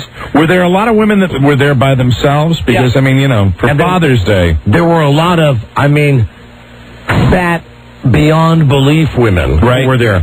Gigantic. Women who needed, seriously, 2 seats to sit down. But very excited. Women who are that fat, yes. And a lot of women with flowers, thinking that they're actually going to give the flowers to Donnie Osmond. Yeah, because you can't throw your panties up on stage, for God's sakes. You'd cover him up. So Frida and I are killing time before the show, and we're just sitting there with our arms folded, and we're discussing all of the people that we're seeing around us, realizing that we are, in fact, losers also, since we are, and I'm the king loser because I've suggested this as a great Father's Day treat. What the motivation for seeing Donnie is just because Donnie was fun on the show, right? Yeah, he was a good guy. I don't mind. I remember the Osmond Brothers songs when I was a kid. Right, you were an Osmonds fan. Yeah, not a fan, but fan. But no, I like all the music from the 70s. Right. So I'm thinking it'd be a nice way to celebrate Father's Day. So we're sitting there again in a row, incidentally, with only... So each row, I'd say they got maybe 75 seats in a row. Right. The place goes in a circle. There are 5 people sitting in our row. In the 6th row. The 6th row, 5 people. Wow. Oh, dear. So it's me and Frida, and there's a couple people a couple of seats away, and then there's a couple people a couple more seats away, but generally there's nobody there. Wow. So, 8 o'clock, thank God no opening act, comes right out, starts singing some lame-ass song from Guys and Dolls. I got the horse right here. Nope. Miss Paul Revere. Nope. The songs from Guys and Dolls. But I don't know what it is. It's a show tune. But whatever it is, Rob, you got an idea? Would it be Luck Be a Lady? That's Luck it. be a lady tonight. And he's got an orchestra with him, so I'm thinking, well, this is palatable. Right. This is all right. And How's he sound? well, he sounds good, but he's singing these queer Broadway songs that I don't like. And it's at that point that Frida says, well, didn't you read the program? Because when I leaned over and I said, well, what the hell is this? He's adapting standards into his show. Well, he's got a new record out where he does cover versions of songs from Broadway. So, like, the second song is some boring Dr. Jekyll and Mr. Hyde song. And that's when I started checking my watch. It's 10 after 8. Not a good sign. And I leaned to Frida and I say, you know, we might be able to get out of here in time to see Sex in the City. She says, my God. She says, we're in the 6th row. We can't just get up and leave. Yeah, he'll actually see you leaving. Let's wait and see. Now, in the meantime, the people who are there, they're having a good time. They're throwing purple socks on stage at him because he used to wear purple socks on the Donnie and Marie show. Exactly. These are people that are living back in the 70s. Yes, and then he goes through a whole big spiel about how he was down and out, and then Peter Gabriel helped his career when he had that record Soldier of Love. Right. So then they start that record Soldier of Love. Now, that's okay. That's a record I've heard of, okay? So then I'm happy. Donny Osmond is singing a song that I Didn't we know. play that record at Wava? Yeah, we were one of the first stations. We played it as a mystery artist because people wouldn't accept Donny Osmond singing, so we said, here's a mystery song by a mystery artist. So he starts singing this. I feel bad for him because what he's doing is he's walking all across the stage and he's saying hi to all the big fat housefrows, and they're throwing stuff at him, and there's a very small catwalk. And what he wants to do is, even though it's a small crowd, he wants to walk on this catwalk and as he's singing, shake as many hands as he can, right? Well, he's about 10 feet in front of us, and he reaches down to shake this pig's hand, and this pig grabs him, and Donny Osmond takes a header. Oh no. No, like pulls him off the catwalk? Yes, I mean, he falls off the catwalk, onto the cement, half on this fat babe, half on the cement, but he continues to sing. He's a trooper. And now it's so she was so large that she just yanked him off the catwalk. She did the thing where he's leaning down and she's leaning up, and I saw it. She pulled him off, and he's still singing, and at that point, I laughed. I laughed. I went, whoa! Ha ha! And immediately, every eye turns on me like, what are you laughing at? Bastard, what are you doing? Come on! But he got up and he laughed it off and he kept singing. Did it look like he had been injured at all? Like maybe a cracked rib or something? No, he was fine. He was okay? He was fine. So he gets up and then he says, that song was Soldier of Love, and that's a coincidence because my first song was Puppy Love. Did he do it? So then he sings Puppy Love. Well, he does Puppy Love up front, so you got Puppy Love up front. Right. Then we start into real hell. He does 2 songs that I've heard of. Right. And then he does 2 more songs from Broadway shows I've never heard of. Okay. Then he says, you know what I love best? And this is where we left. He says, you know what I love about this day and age? And the curtains open up and a giant video screen comes down. And I think, you know what we're going to get like some Osmond Brothers home movies. Which you dig. Yeah, or he's going to sing along with some Osmond Brothers songs while he plays these. And you'd enjoy that. Yes. Well, no. Imagine my surprise when he says, you know who my favorite person in the world is? And, you know, people are yelling at all kinds of crap. You know, Marie, it's your sister Marie. It's Andy Williams. He says, no, my favorite person in the world is, well, we're going to get a satellite hookup here right now. And immediately, I know it's BS. Right. He says, we're going to get a satellite hookup with who's your favorite talk show host? And all the pigs go, Rosie! Rosie! Oh, no. And it's like a pre-taped thing? It's pre-taped. It's Rosie O'Donnell sitting at her desk at her talk show. Oh, how and pathetic. Donny Osmond says, hi, Rosie. And Rosie says, hi, Donnie. wow, that's a great-looking crowd. Oh, my God. And all the morons applaud. Oh, that is beyond jive. And then she says, where are you tonight? And he says, I'm in Washington, D.C. And she says, wait a beat. And then she says, I love it there. And, of course, the crowd laughs. And then she looks at the camera and she goes like, I really don't know where he is. And now the crowd is laughing because they're in on the joke, right? Mm-hmm. And as it turns out, she was in this lame show called Seussical. Right. Yeah, they closed due to lack of interest. Yeah, closed virtually the day that it opened on Broadway, a Broadway show about Dr. Seuss. Right. Well, she was in the show. So as Donny Osmond is talking to this videotape of Rosie O'Donnell, he says, hey, Rosie, I got a great idea. And she goes, what's that, Donny? And he says, why don't we do a song together? Oh, my God. On video, that's just beyond cheese. And she says, I'd love to. And the band starts playing, and the next thing you know, it's Rosie O'Donnell at her desk going, who can make the sun rise, or whatever the dumb song is, and he's singing his part, and she's singing her part. And at this point, I just looked at Frida, and I said, I don't care how nice they have treated me here. I don't care if Wolf Trap never lets me in again. Oh, no. I am not going to sit through crappy Broadway songs and watch him sing to a tape of friggin' Rosie O'Donnell. We are going now. And she said, I'm with you. Right, and you know there's a problem there. So at this point, no debate whatsoever. While every mook in the audience, all 57 of them, are looking up at this video screen, enthralled by the fact that good time to go out though with the with the audio visual presentation. But even though there was only 5 or 6 people in our way, they were staring at the video screen and seemed to be they were terribly insulted that we would get up and leave. Yeah. And it was not an easy exit. No, as I was standing in the aisle waiting for people to move, we were close enough. I turned around. I'm sure he didn't recognize who I was. Right. But I swear to God to you, Donny Osmond made direct eye contact with. I was that for that close. One moment you were, where are you going, Don? I was close enough. You're not leaving, are you? Make eye contact, and he was singing while he was singing, who can make the sun rise? He actually smiled and pointed right at me, and we are standing there waiting to leave. Oh, man. And then finally the people get out of the way, and we had to walk, because we were all the way in the 6th row, we had to walk up the stairs, with all the people who were there enjoying the show. What do you do, look straight down when that's happening? Oh, look straight ahead. Look straight ahead. Just make eye contact with anybody? No, we didn't make eye contact. Not make eye contact and kind of shake your head going, oh, man. No, what I did was, I said to Frida, I said, where's your cell phone? And she said, it's in my purse. I said, pull it out. Pretend like there's an emergency. Yeah, sure, I know that. I said, give me the phone. She says, who are you going to call? I said, I'm not going to call anybody. Really? And look really concerned and hustle like out. You were there. Oh, yeah. I got on the phone and I said, yeah, right. And as the usher said to us as we got to the top level there, she said, will you be coming back? I said, oh, no. Got an emergency. Got to go. Frida says, why did you lie to that woman? Because, it takes the hassle out of it. I don't want to say that the show sucked, and I hated it. And once we made it past that usher, we had to go up another set of steps. I don't know if you've been to Wolf Trap, but they have the lawn seats. Right.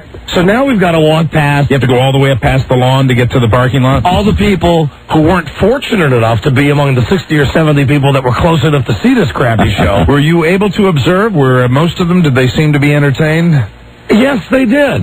They did. I would say, though, that generally the temperature last night was higher than the IQ level of the average fan. Wow, and an evening with Donny Osmond. Once again, we make it past the people in the lawn seats, again with the usher who says, are you coming back?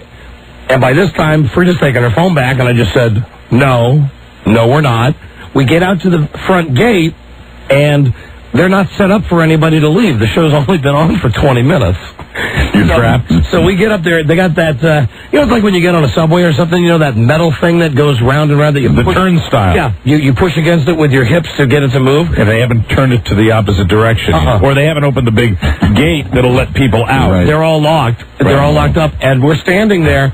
And at one point, I'm really holding on to this fence, shaking it, trying to get someone's attention. I want to leave. And the guy comes out and he says, "Can I help you?" And I said, "Yeah, we're ready to go." And he said, "The show just started."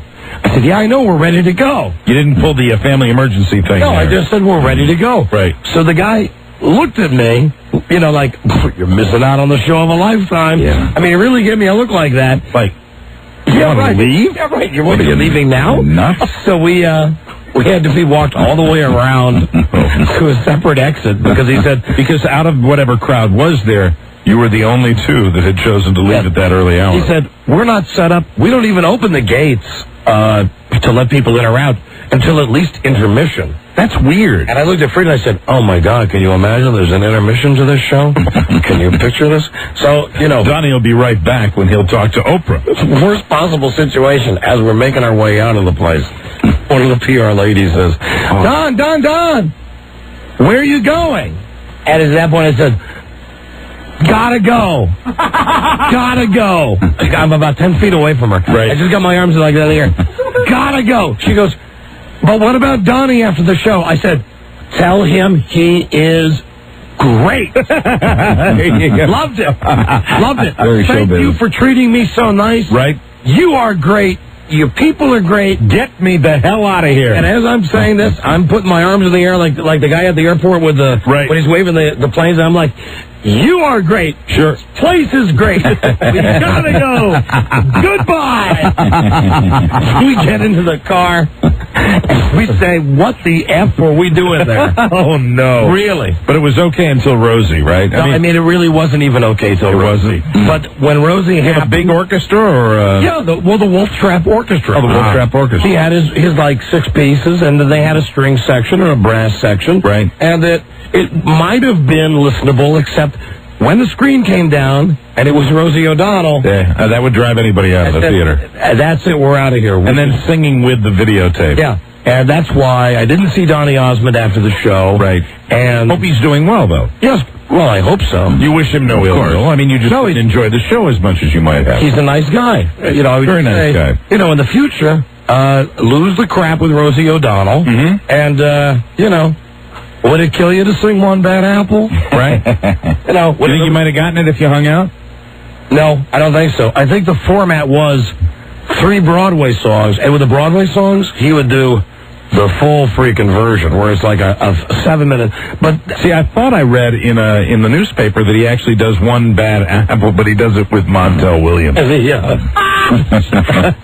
When he would do the songs that I've heard of, he would do much shorter versions. Yeah, like to get them out of the way because he's expanding into this new Broadway area. Yeah, right. Well, expand on someone else's dime, Donnie. Probably auditioning like for Broadway shows. That's why he's doing this kind of a tour. Well, and then Frida said to me on the way out, she's probably right. She said, and the shows that the shows that he was singing songs from are all either very old or loser shows, because why else would they license Donny Osmond to be able to sing the songs? Right. That's a drag. It's too bad you weren't more entertained. Oh, hold on. I got a woman who was there.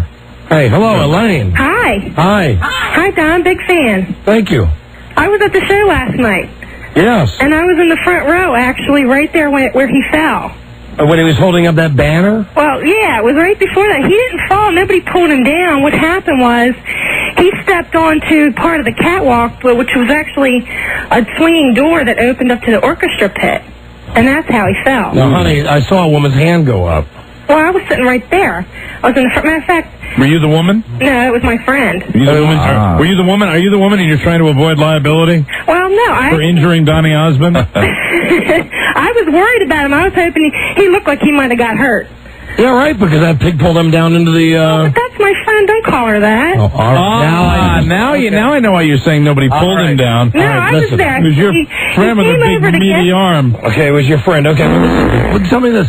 Didn't you feel like getting up and leaving when they did that, as I did with that lame Rosie O'Donnell thing? I had heard that was going to happen, and that's pretty much how it works. He does everything ahead of time, and there's a big fan base that that whole thing where he went on her show and did the puppy love in the. Did he do? Did you stay for the whole show? Yeah, I did. Did he do One Bad Apple? He sang like a couple of quick words to it, and then he stopped. He sang the second part of the show was much better. Sorry you missed the I second. can't imagine the second part. Second half after intermission. Oh, my God. What time did the show end? Just out of curiosity. What time? 10. Please, I was in the fart sack at 10. All right. Goodbye, honey. Bye, thanks. Goodbye. Thank you. Hi, this is Donny Osmond. I never listen to Don Geronimo and Michael Mira.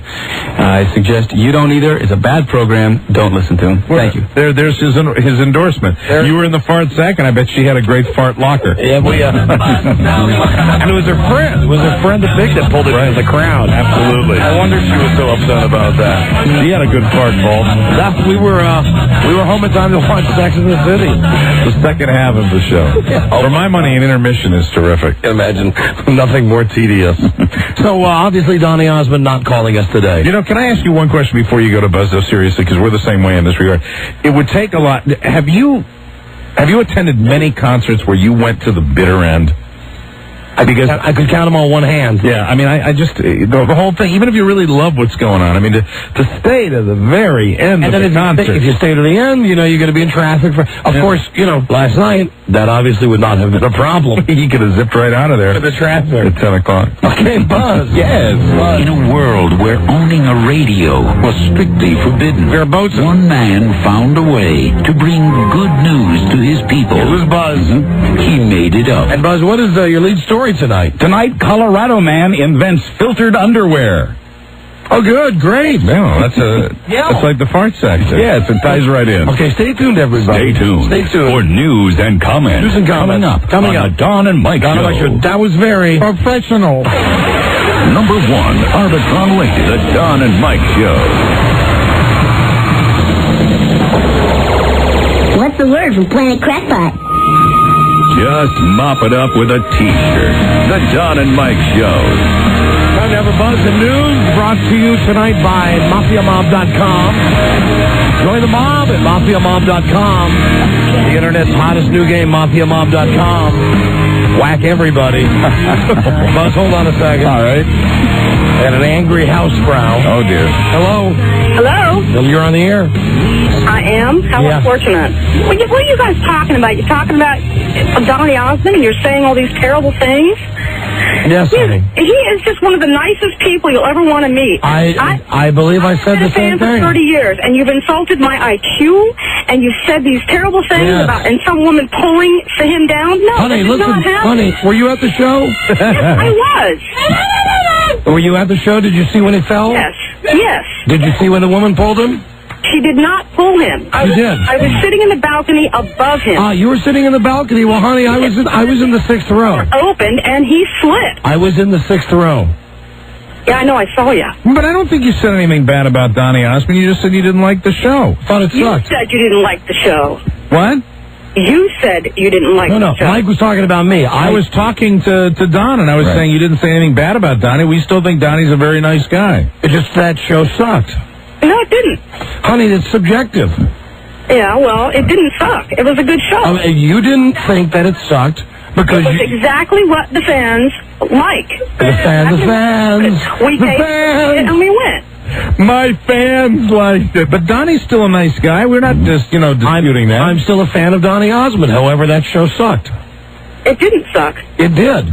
No, it didn't. It did. You know what? It was a good show. It was wonderful. Maybe I didn't think it sucked because I don't have a big pimply housefrau ass. I didn't show up with a bunch of flowers and a Donny Osmond doll for him. Well, neither did I. Neither did I. And neither do I. Hi.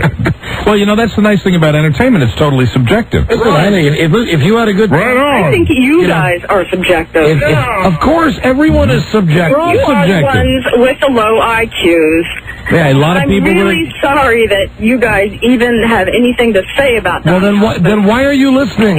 It's really bad. Why are you listening then? That would Because I was going by the stations with... you're just going by. I got it. Right, you're just going by. Well, why don't you keep going? For years. Why don't you just keep going? If you don't like something, don't talk about it. I will talk. I hate you. What do you think about that, you big fat housefrau? I don't care. With your big pimply I'm ass. not big and fat. Yes, you are. How do you know? Because all of the women there, with the exception of my wife last night, were big and fat. How did you know that, though? That's incredible. You were able to do that. He's Kreskin. That's amazing. Sorry, I'm not. Oh, come on. You know the truth. Well, honey, listen, really. And don't give me this crap about... I was just driving by. Please.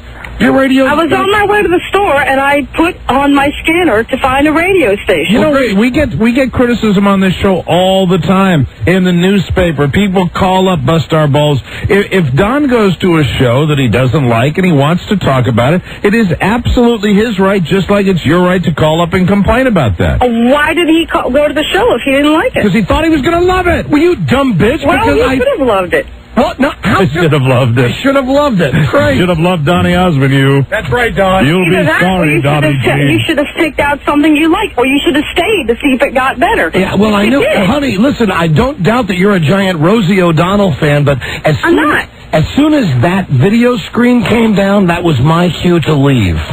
Well, that's valid. Haven't you ever been haven't you ever been to a show and been disappointed? Nope. Oh, come on. You've never been to a movie and been disappointed? Nope. What about when you've been to all the Barry Manhole shows? Nope. Haven't you ever been to Dairy Queen and just came away disappointed with cone number 5 or 6? Haven't you ever gotten up slowly, maybe on a morning where you're more tired than normal, and you've sort of limped into the bathroom, and then you open your eyes and you look at that mirror, and you're a little disappointed? I'm a little more optimistic than that. Oh, optimism. And I see a lot of good in people, but you guys are really... I don't. I see no good in you. The only good thing I see in you is that I know the people who make Charmin bathroom tissue make a fortune off you. I don't even use Charmin. Sorry. Excuse me. The people, what's a popular nail... Coronet. White Cloud. Or how about a nail clipper? Scott. Since I'm guessing you just use your hand. What the hell are you talking about? I'm talking about you wiping yourself. Well, you don't have any right to even talk about that. That's just rude. Sure I do. We can talk about whatever we want to talk about. And not to mention the fact, you know who really is thankful that you're on this planet? What's the name of that douche company? Summer's Eve. Summer's Eve. Are you finished? No. Are you finished? No. Summer's Eve people. No. Okay, well, you know, keep going. Maybe you'll say something intelligent eventually. Everything I've said's right on. Doubtful. I'm sorry. Let me ask you something. Everything you said is absolutely wrong. Listen, Mary Mega Mensa, if you're so incredibly evolved, why are you staying on the line? Why are you listening? Why are you calling? I just want to see how far you go, that's all. What do you mean how far we'd go? What do you mean how far I'll go? I've already said that your crotch smells, that you wipe yourself with your hands. How do you know this? How would you know any of this? It's so funny when she says how you know this. It's like when somebody says, how did you know I do that with my hand? How would you know any of these things? Because I can tell. Because I am I'm a mastermind. There are different You're a really ways. bad judge of people, aren't you? There are different ways of telling things, and you can tell in this case by the smell. We have smell-o-vision on our phone. Right. Really? Yeah. Yes. And as soon as you got on the show, we all You agreed. guys got all kinds of books that are scratch and sniff. You have, I'm telling you right now, honey, you have rotten crotch odor. You wipe yourself with your hands. Betty Jo Rotten Crotch. This is the regular. Pretty pink panty. And you know what? Usually when people say bad things about other people, it's usually really about themselves. Sure. She might have had asparagus for lunch. Yeah, I think so. Yes. No, that's not asparagus, Rob. That's something that maybe needs attention. Oh, they might need penicillin for that. This is the regular trouble lady, I think, isn't it? I think so, yeah. I think this is the lady that calls on a regular. Generates controversy. Yep, it's I've never called before. Is this the John Bonet lady? Who? Yeah, this is I believe this is the same lady. Oh, you think I it can is? tell, yeah, by her total desire to stay on the line as long. Yes, you have reason to. It's all strategy with her. Yeah, she wants to just keep it going. This is how she gets off. It's like staying on the radio as long as possible. Oh, yeah, I'm getting off now. You are. I mean, that's why you've called before, and you like to argue. I've never called before. That's what I'm smelling right now. I'm smelling you getting off. I think you are, man. God. And it smells like bad food. Unbelievable. So you want me to hang up? Is that what you're saying? You want me to do that? So sure. You know, move on to something else or what? Sure. Oh, okay. Well, I'll do that then. I just thought I would just let you know that I was pissed off about what you were saying. Well, honey, your radio's really wrong. Your radio's got a dial. Else you talk about, and I don't care if I'm on the air or not. I suggest you find solace in a pint of Ben and Jerry's. Then she turns the radio up. Of course she does. She seemed nice. Yeah. Satisfaction, thy name is Sponge Cake. Go wipe yourself with your hand. Absolutely. It's Brownie Sunday time. You stupid pig. Brownie Sunday time with Jerry's. Hello, Don and Mike. Hey, Don and Mike. Hey. It's Mike from the Big Sack. Hi, Mike. You remember me from sending you that damn tape of bestiality. Are you the guy who originally sent us the bestiality tape? Yeah, I remember in the Barbara Streisand porn and Oh, yeah. Belinda Carlisle backstage at a go-go show. Can you resend us that tape? Yeah, I'll retape you one and send one out. Great. ASAP, please. You got it. All right, thank you, my friend. Take care, my friend. Hold on, my friend. My friend. Hello, Don and Mike show. Yeah, sir. My little junior GI here, I'm thinking if she did not listen to the show, she could scan in the radio, then how did she recognize you on the 6th row unless she's been on the website or been to one of your appearances? Oh, she was lying about everything. Yeah. I think Buzz had... I also think I recognize her voice. I think she's one that calls a whole bunch of radio stations Probably. all the time. Yeah, that's that lady's M.O. No, Buzz called it right. That's her Mo. It's too bad. Gentlemen. Yeah, Don and Mike, hi. That lady, that's the same lady that accused you guys of being racist. Right. Hitler and John Bonet. Yeah, absolutely. It is her. Good call, Buzz. It's her career. That last guy that said he sent you the bestiality tape? Yes. Don, I sent you the greatest tape of all time. Wait, what was that? The F.U. Rudy tape, about 5, 6, 7 years ago. I don't remember the F. Oh, you mean the song? The song. Yeah. Oh, no, that's a great... You're right, that's a great one. We thank you for that. Take it as a you're welcome. Thank all right, you got it. Hello, Don and Mike show. Hey, it's me, Mike, still. You're going to give me an address? Oh, all right. Yeah, hold on a second. Hello, Don and Mike. Hey, how you doing? We're doing great. Don. Yeah. Question for you. Yeah. I remember a long time ago you had that, you went to the beach and you were telling a story about how your bathing suit was riding up on your scrotes. Yeah. And you got that irritation. Yes. Well, I went to the beach and unfortunately I have the same situation. I was in the car driving back to the house, and I've got the same. Well, what did you do to clear that up? Now, let's tell the truth. Amputation. No. Constant touching, constant rubbing, oils, creams. Just a little Drano. Salves. Salves. And just a generic salve. Like you can find at the mercantile. Salve. I need a salve for my sack. You get that special salve that has the very plain generic thing. It says, salve, good for what ails ye. Hello, Don and Mike show. Oops. You know what, Buzz? Yes. My apologies. That's all right. People call. The trouble lady called. The news. All right. We got to play this. We'll come back. Nothing but news, and we come right back. I promise. No more calls, really. Buzz's News, sponsored by MafiaMob.com. We'll be right back. Number 1, Arbitron Radio, The Don and Mike Show. Number 1, Arbitron Radio, The Don and Mike Show.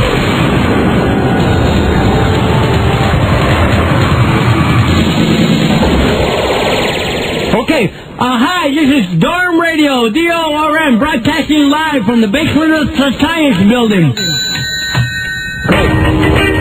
Like a 4-hour comedy catheter, The Don and Mike Show. Now here is Buzz Burbank. Hi, Buzz. Hi, Don and Mike. Usually it's the women who suffer, but a Colorado man who was the victim of his wife's Dutch ovens has invented odor-filtering underwear.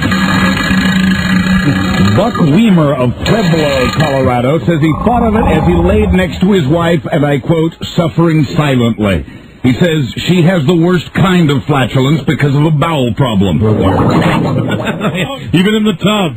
So he's invented airtight underwear with elastic around the legs as well as the waist. Oh, that's not comfortable. The pants themselves, oh, will you hear this? The pants themselves are made of 2 layers of Australian lamb's wool, separated by a thin charcoal filter. I don't know where that one came from. Sorry. It just crept out. Where's just the regular ones? You mean the regular non-wet? Yeah, I'm really going to have to look just for the regular farts. Hold on. 2 layers of Australian lamb's wool. Good morning, honey. Separated by a charcoal filter. That's the way it'll sound if it's inside the lamb's wool. Muffled. The lamb's wool's comfy. Yeah, it should be. Don't they make condoms out of lamb's wool? Lamb skin. Lamb skin. The underpants sell for just under $25, with replacement filters at $5 a piece. Oh. So you have to buy replacement filters. Sure, now nothing will hold that. But the slogan is wear them for the ones you love. You know, you get the impression old Buck's lying, though, that it's not his wife, that it's Buck himself, and his wife is complaining. What does it matter if he's invented something that's terrific? Right. What a sight it was, and no report of trouble. Don't smell that lamb's wool at the end of like 6 months. Oh, dear. What am I saying, 6 months? Like 2 weeks. Yeah. 2 days. Probably 2 hours. Probably washable, though. More than 500,000 basketball fans turned out to celebrate an NBA championship with the Lakers in Los Angeles today. An incredible sight, no reports of trouble. The team was honored with a parade through the city and a rally at the Staples Center. Shaq and Kobe Bryant both predicted Incredible! a three-peat for the Lakers. Thin and busty Lara Croft jiggled her way to over $48 million at the movies over the weekend. Tomb Raider, featuring the Barbie-like Angelina Jolie, was easily the top movie this week. Atlantis was second with nearly $20.5 million. Shrek was third with nearly $13 million. Swordfish was fourth with just over 12, and Pearl Harbor was fifth, making another $9.5 million. Hey, that reminds me, tomorrow on the show. Yes? No lie. We're going to be calling a lady. We're going to goof call a lady. Yes. Her name is Pearl Harbor. Her last name is Harbor, spelled a little differently. Harbor. And her first name is Pearl. And she's pissed. She's tired of people calling her. She's tired of trying to buy products on the phone, and they ask her name, and she says Pearl Harbor. And they start laughing. Yeah, so we'll have all the laugh tracks ready to go. Is this Pearl Harbor? Yes. So she doesn't want to be called, but we have her phone number. We're calling her tomorrow. Pearl Harbor. That'll be great. It was a big weekend for movies, with the box office take up nearly a third from the same weekend last year. Buzz got to do this. Hold on. So be right back. Number 1, Arbitron Radio, The Don and Mike Show.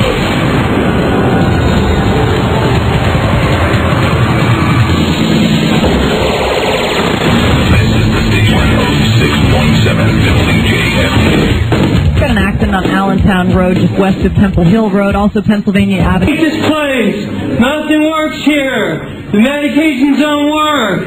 I've been here for 7 years. Nothing works here. I hate this place. Nothing works here. The medications don't work. I've been here for 7 years. I hate this place. Right. You don't know how. The leading cause of friction bumps. The Don and Mike Show. Hi, Buzz. Hi, Don and Mike. Well, California's under its first blackout warning today, and the same warning's been issued for tomorrow. Temperatures around 100 have prompted utilities to warn Californians the lights may be going out again. See, Rob keeps thinking that's something racially motivated. No. That's why Rob is all excited about a blackout. No, absolutely not, Rob. I can understand. This is about electricity. Right? What would you think, Rob? You just calm down. No reports of blackouts yet. These are the first warnings, though, under a new system that notifies people a day or two in advance about rolling blackouts. Why, so you can leave town? I guess so. Yeah, in Rob's neighborhood. Or start up the generator. This is a blackout. Is Rob driving around? Hey, Blacks! Get out! That's Rob. That's the blackout in Rob's neighborhood. Rob Spiewak. That's not right on so many levels. Officials say the blackouts are most likely to occur between noon and 8 p.m. both days. Relief may be in sight, though. Federal officials say they'll expand price controls in the western states so that those rules apply to electricity rates. The officials did, however, reject the tougher price caps that the Democrats wanted.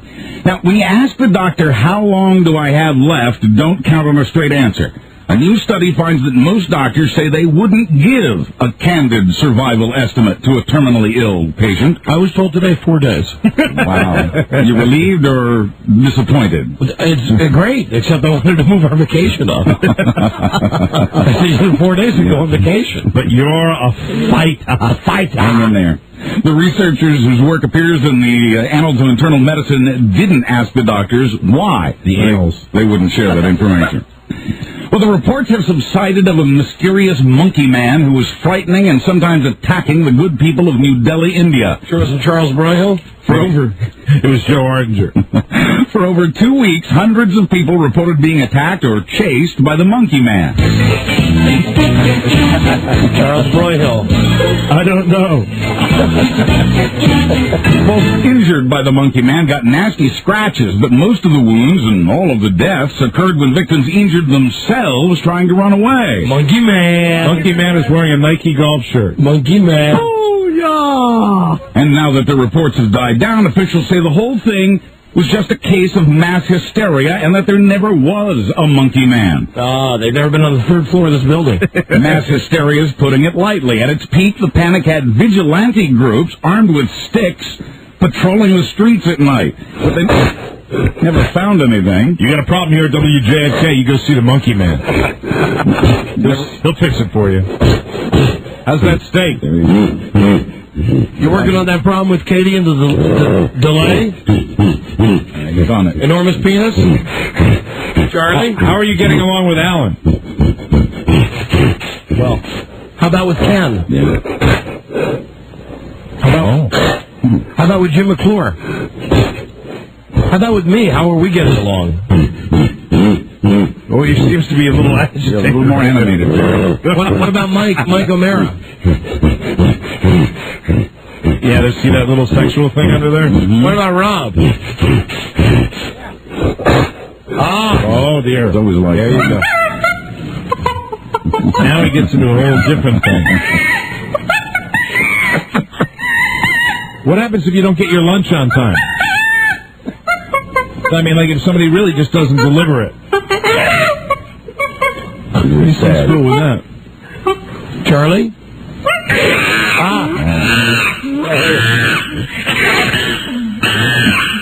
Somebody raided his pantry.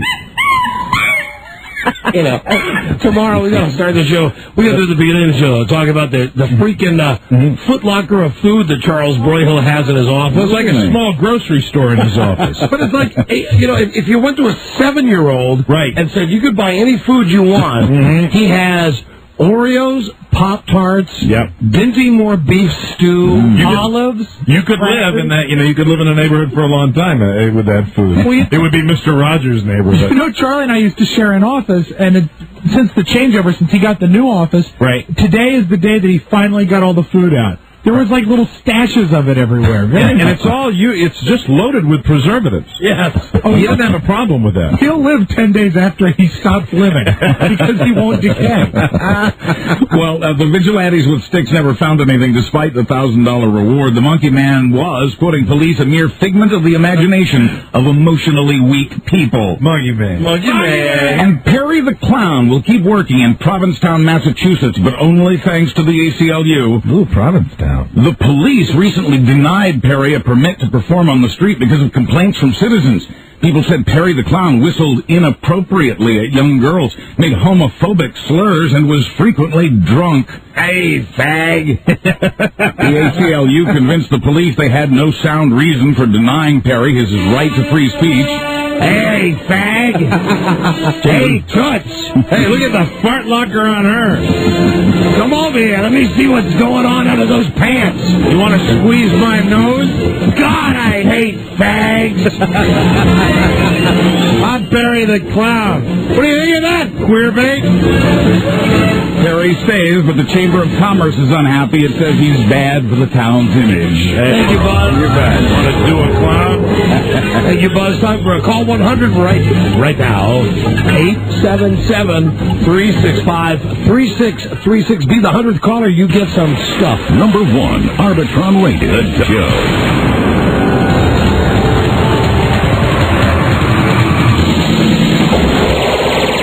Look at you. You're so sexy. I'm getting a Woody just looking at you. God freaking damn it. The Don and Mike Show. You see, Wednesday on the show, the girls from New Bus will be here for the completion of the 3-month experiment. Yay. Find out how many inches they've grown. Yep, and we're going to have pictures of the girls' boobs on www.donandmikefans.com. All right. I'm pretty sure. Told Lisa to call that web guy today. So put a sign up that says there's nudity here. Right. You know, be 18 or whatever crap he has to put on. Right. Hopefully you'll see those pictures on Wednesday. The girls will be here to be measured. Thursday, Journey. Without Steve Perry, but they got a guy who looks just like him and sounds just like him. They're going to sing, right? Yes, they are. They're bringing their amps and their guitars. Very cool. In here. And Friday, well, it's GB's birthday. And we're having a Golden Boy Nudathon. And that is on Friday. And a surprise recipient of the nudes? Yes.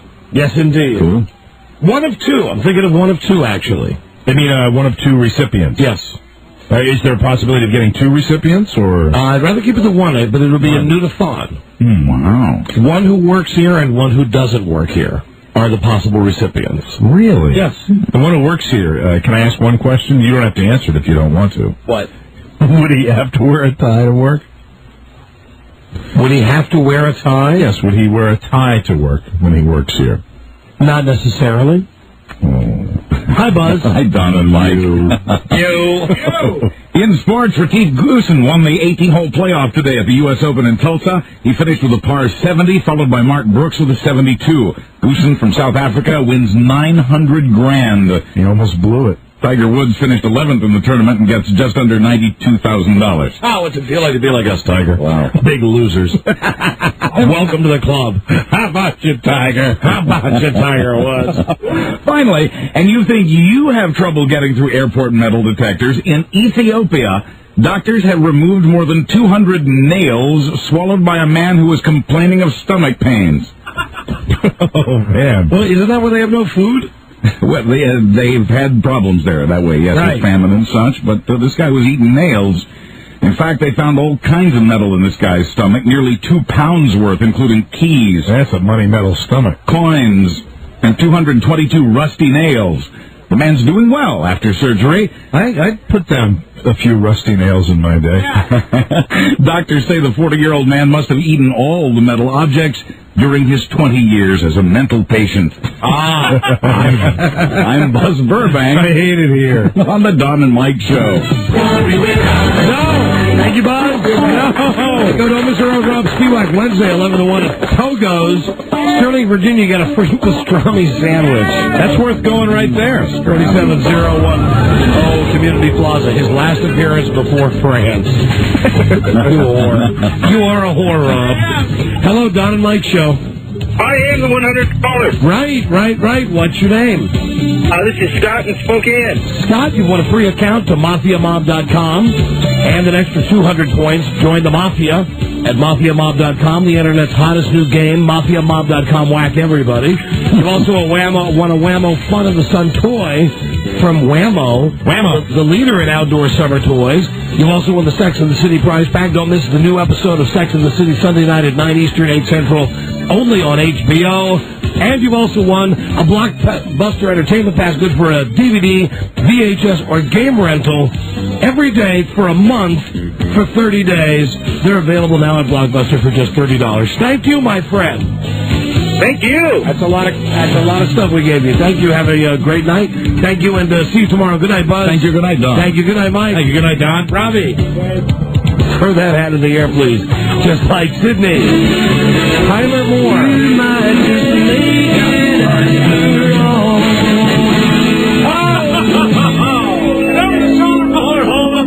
Wow. Nicely done. See you tomorrow. Come on, everybody. Bye-bye. Until we meet again, this is Sammy Davis Jr. saying, be kind, be nice, and I hope the next performer has the pleasure of having as nice an audience as you've been tonight. And let me leave you swinging. Number 1, Arbitron rated, the Don and